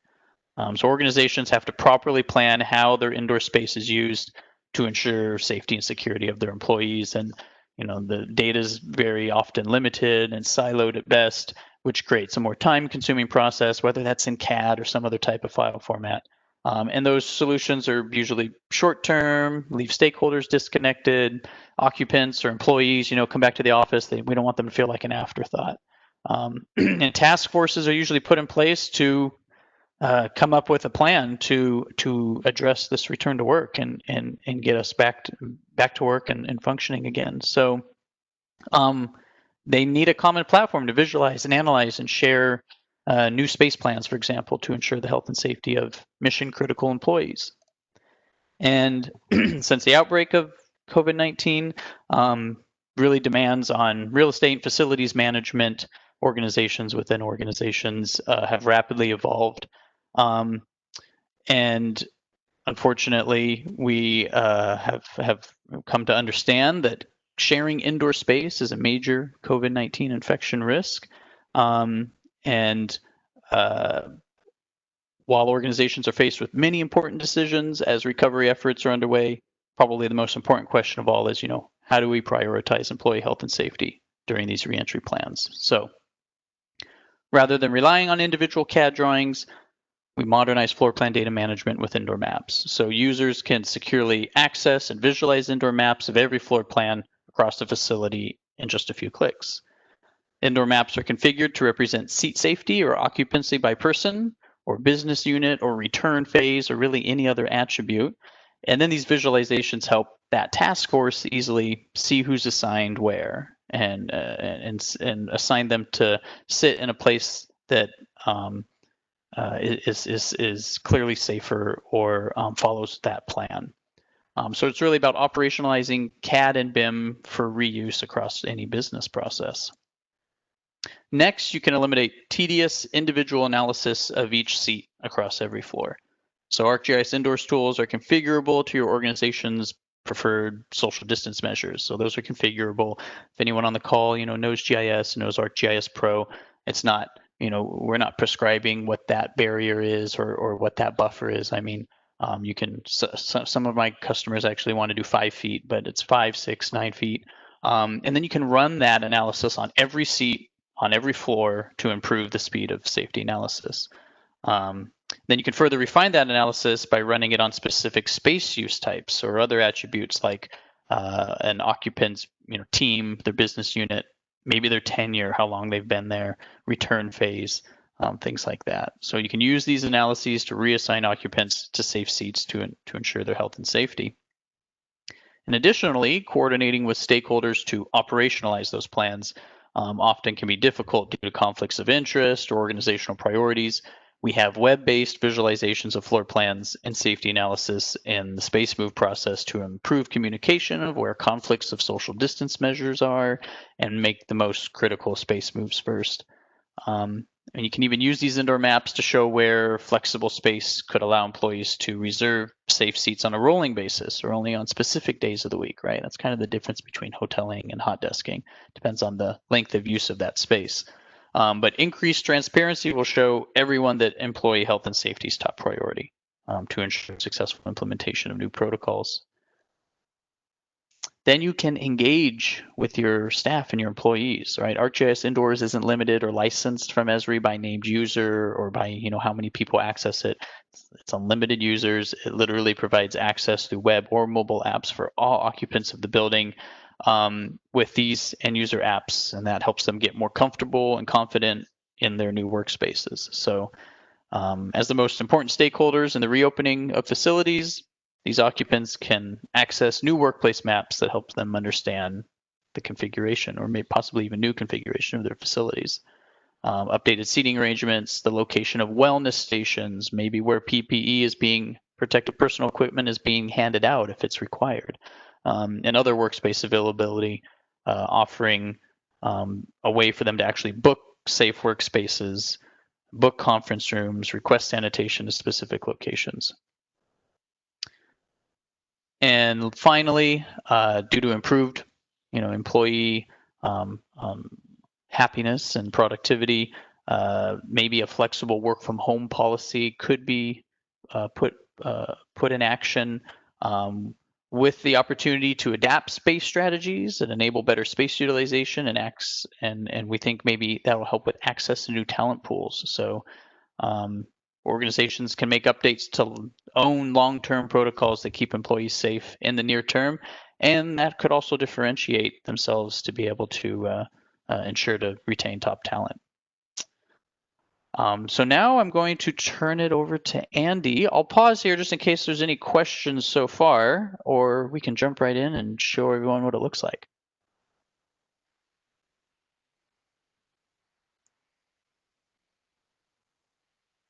Okay.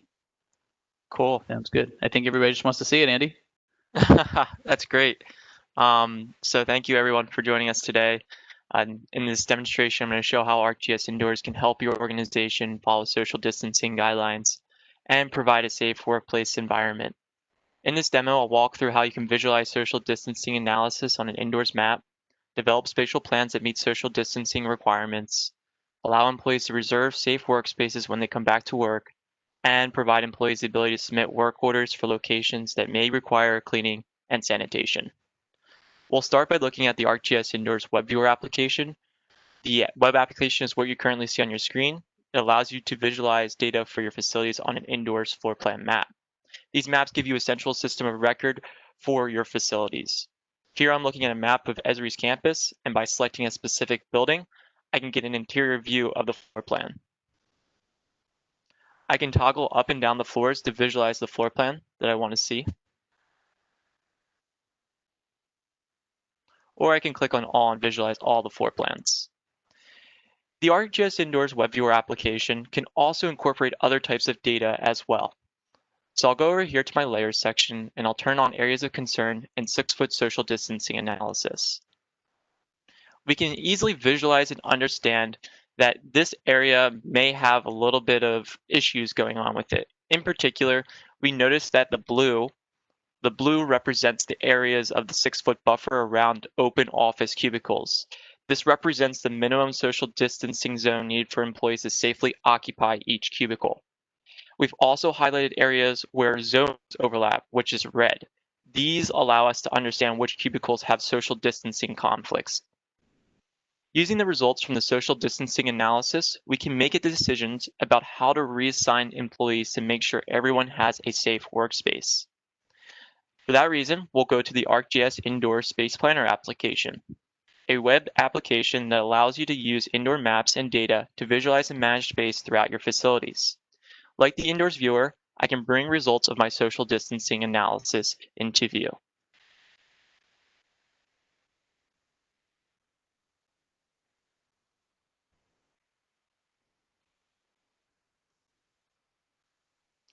Now what you currently see is the social distancing analysis with the 6-foot buffer ranges in blue overlapping the open office cubicles and the red representing the areas of concern, areas of overlap that may present social distancing conflicts. Therefore, I want to be able to leverage and understand where I should properly place employees in these spaces. From having this social distancing analysis baked into the Arcgis Indoor Space Planner application, I can easily assign individuals to the right locations. I'll go ahead and turn off my spatial distancing analysis, and I'll come over here to people that are currently not assigned.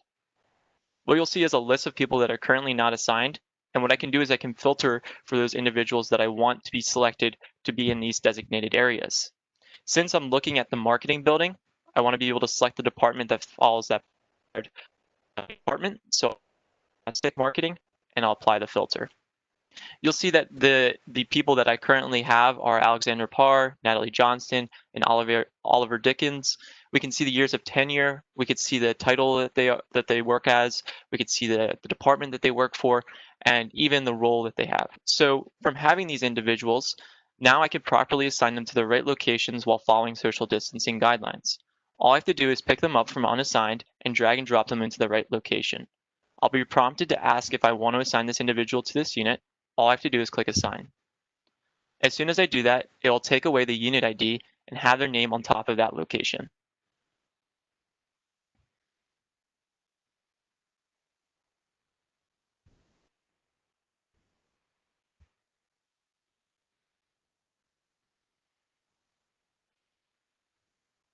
Let me refresh real quick.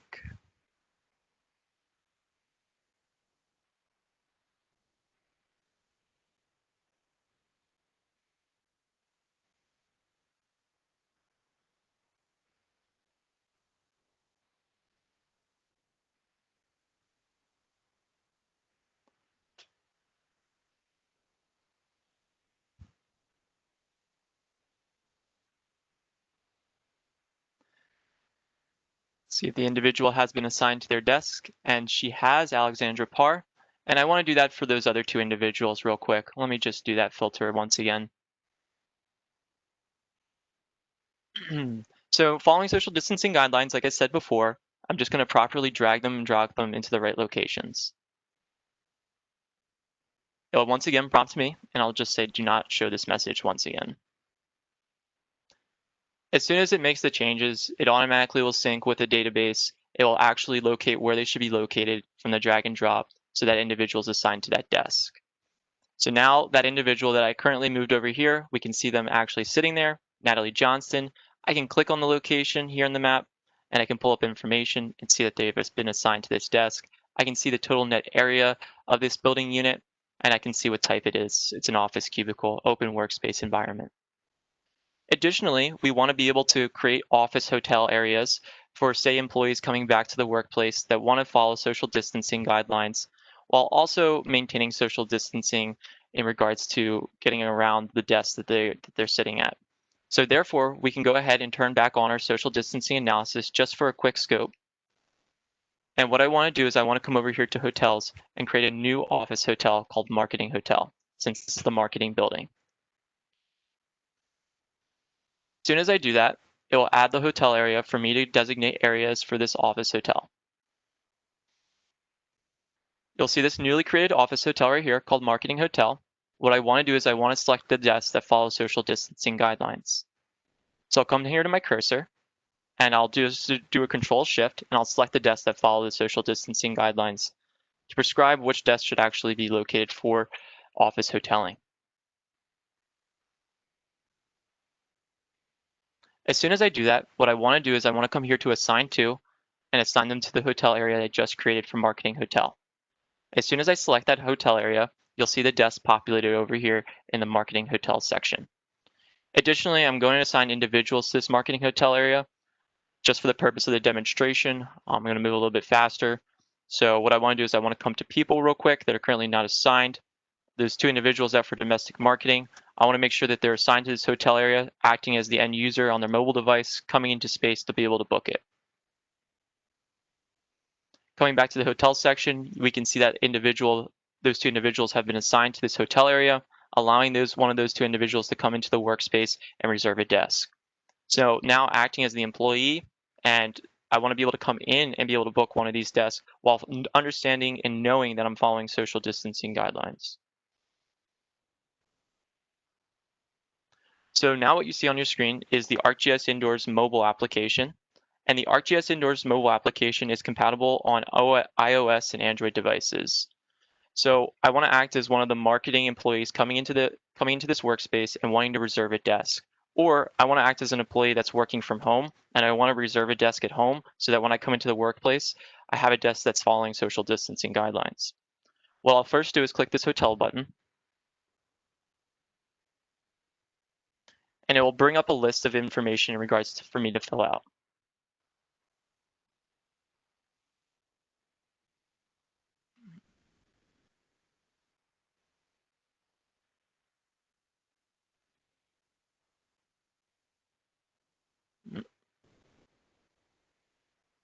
There we go.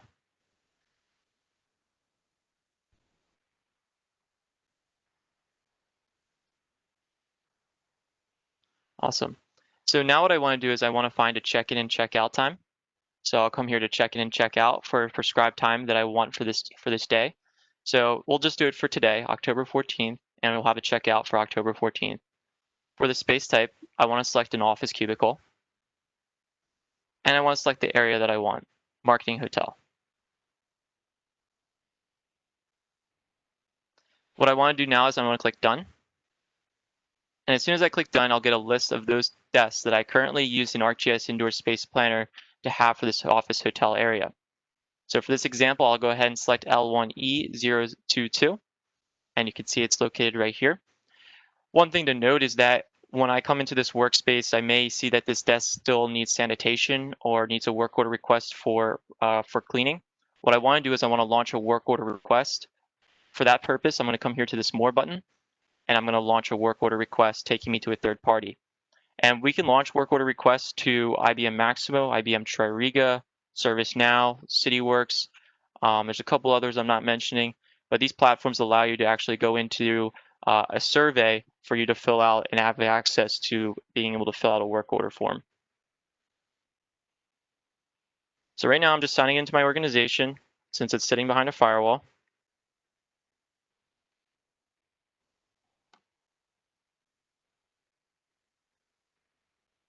And now you can see a web-based form for me to fill out, acting as an employee, seeing that the incident is critical and I want to be able to have sanitation take place. I'll go ahead and say this is a sanitational work order. I'll say it's a newly assigned status work order because it's not completed yet. I'll have the priority set as critical because I really want this done and completed in a timely fashion. I'll say it's just cleaning, and I'll give the work order title. So I'll just say it's a work order for cleaning and sanitation.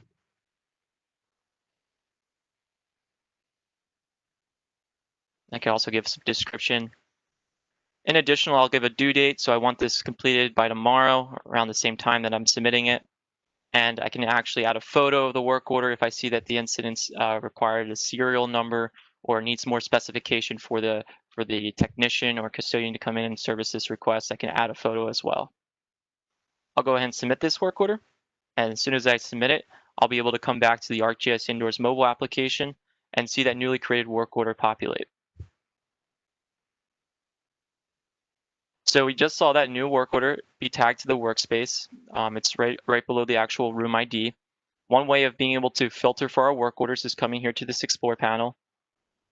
and you'll see the work orders. An additional component is having all these other various categories. You have safety, security, retail services, and places and things, assets. But for now, I want to go into work orders. I want to look at the sanitational work orders, and I want to look for that newly created work order that I just created. So we can see here, 0 minutes ago, that we just created a sanitational work order for a custodian to come out and service. So acting as the end user and employee that can't actually sit here right now, I want to find another office hotel area that benefits me for coming into the workspace. So I want to click hotel button again. I want to find a space that actually would fit this with my budget and the time that I have to be able to book the space. So right now I'm coming to this desk, L1E516, and what now I want to do is I want to click this book button. And it'll ask me for confirming the request, so I'll go ahead and confirm it. As soon as I confirm it, I'll get a notification via email if this request has been accepted or denied based on the response that somebody else maybe has taken the space, or if nobody has taken the space for today, it'll come back as a notification allowing me to understand if I have been able to book it. So I'll come into my Outlook calendar and I'll go ahead and go into my emails, and I can see if I have been accepted for this workspace. And according to this email, it looks like I've been accepted, so I can have this workspace for all day tomorrow. Additionally, I want to be able to come into my mobile application as well and find a conference room for my colleagues to be able to sit at. So we want to follow social distancing guidelines as well. I noticed that this particular building doesn't have large enough conference rooms based on the spatial awareness of looking at it. So what I want to do is I want to find a conference room that would benefit the social distancing guidelines while also having a capacity that's going to fit in with the 11 people that I have for a marketing event that I have ongoing. So I'll come here to the search button, and I want to find a particular room that I want to have people seated at for this marketing event.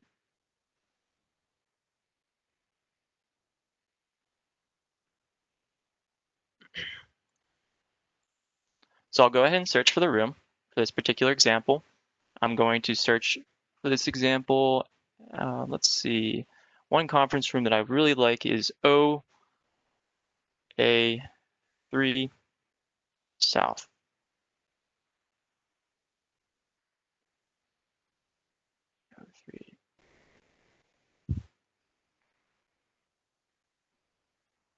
I'll go ahead and select that conference room, and I'll go ahead and select it on top of it.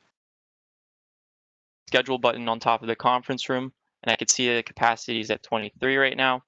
So this would actually fit in with the requirements that I have for having 11 people come in for a marketing event that I have to take place. So I'll go ahead and click the schedule button, and I'll go ahead and reserve this conference room.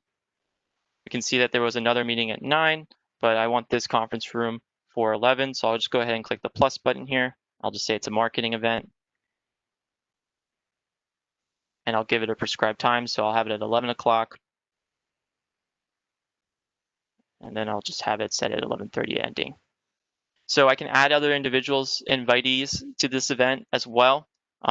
Since it's integrated with Office 365 and other types of calendar systems, we have the ability to capture and invite other people in the organization as well if we wanted to. For the purpose of the demonstration, I'm just going to go ahead and add this marketing event. And you can see here that it's right now trying to sync with my Exchange server, Microsoft Exchange server, to relay to me if I've been able to be accepted for this conference room. So based on the demonstrations I was showing today, we were able to learn how to actually be able to book space while following social distancing guidelines. We were able to visualize social distancing analysis on an indoors map. We were able to develop spatial plans that meet social distancing requirements. And additionally, we were able to provide employees the ability to submit work orders for locations that may require cleaning and sanitation. Thank you. Great. Thanks, Andy. So does anyone have any questions as we before I turn it back over?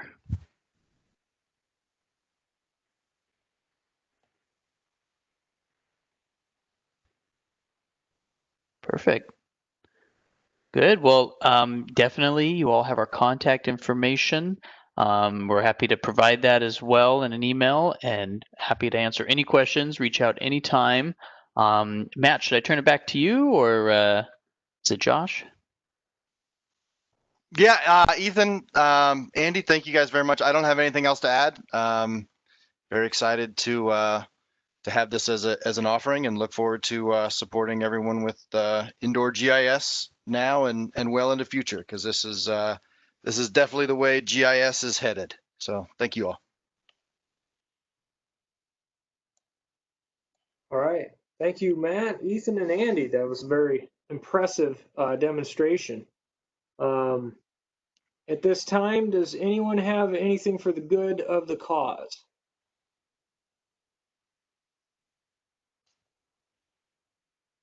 Hearing nothing, I will entertain a motion to adjourn.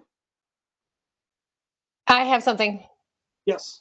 This is Micah. I just always like to put things on calendars. Have we set the date for the next quarterly meeting in January? Oh, yeah. Oh, yeah. So the second Wednesday would be the 13th, and the third Wednesday would be the 20th. Excuse me.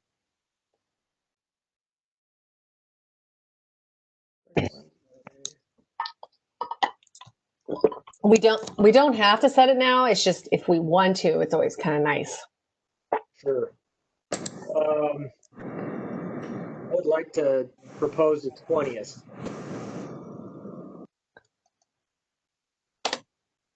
Probably the further we get away from the holidays, the better. Yeah. That's what I was thinking too. Are there any objections to the 20th at this point? This would be for our business meeting. Yep. Hearing none? Okay. Shoot for the 20th. Okay. I'll get that set up, and so then we can send out something earlier than later. Thank you, Josh. Thank you, Josh. Jinx, Padlock. Guess the meeting's over then. Someone give me a motion to adjourn. Motion to adjourn. Who is that? Matt Who is Hone. that? Oh, thank you. Who's the second person? Second, Penny Vossler. Okay. All in favor? Aye. Aye. Aye. All right. All opposed? Excellent. Thanks, everyone. We will have information about the next Lunch and Learn coming up, as well as our soon-to-debut Slack channel. So watch your email for that. With that, Thanks, Have a guys. good day, everyone. have a great one. Thanks, everybody. Thanks, everybody. Thank you all. Bye-bye. Thanks for hosting, Josh.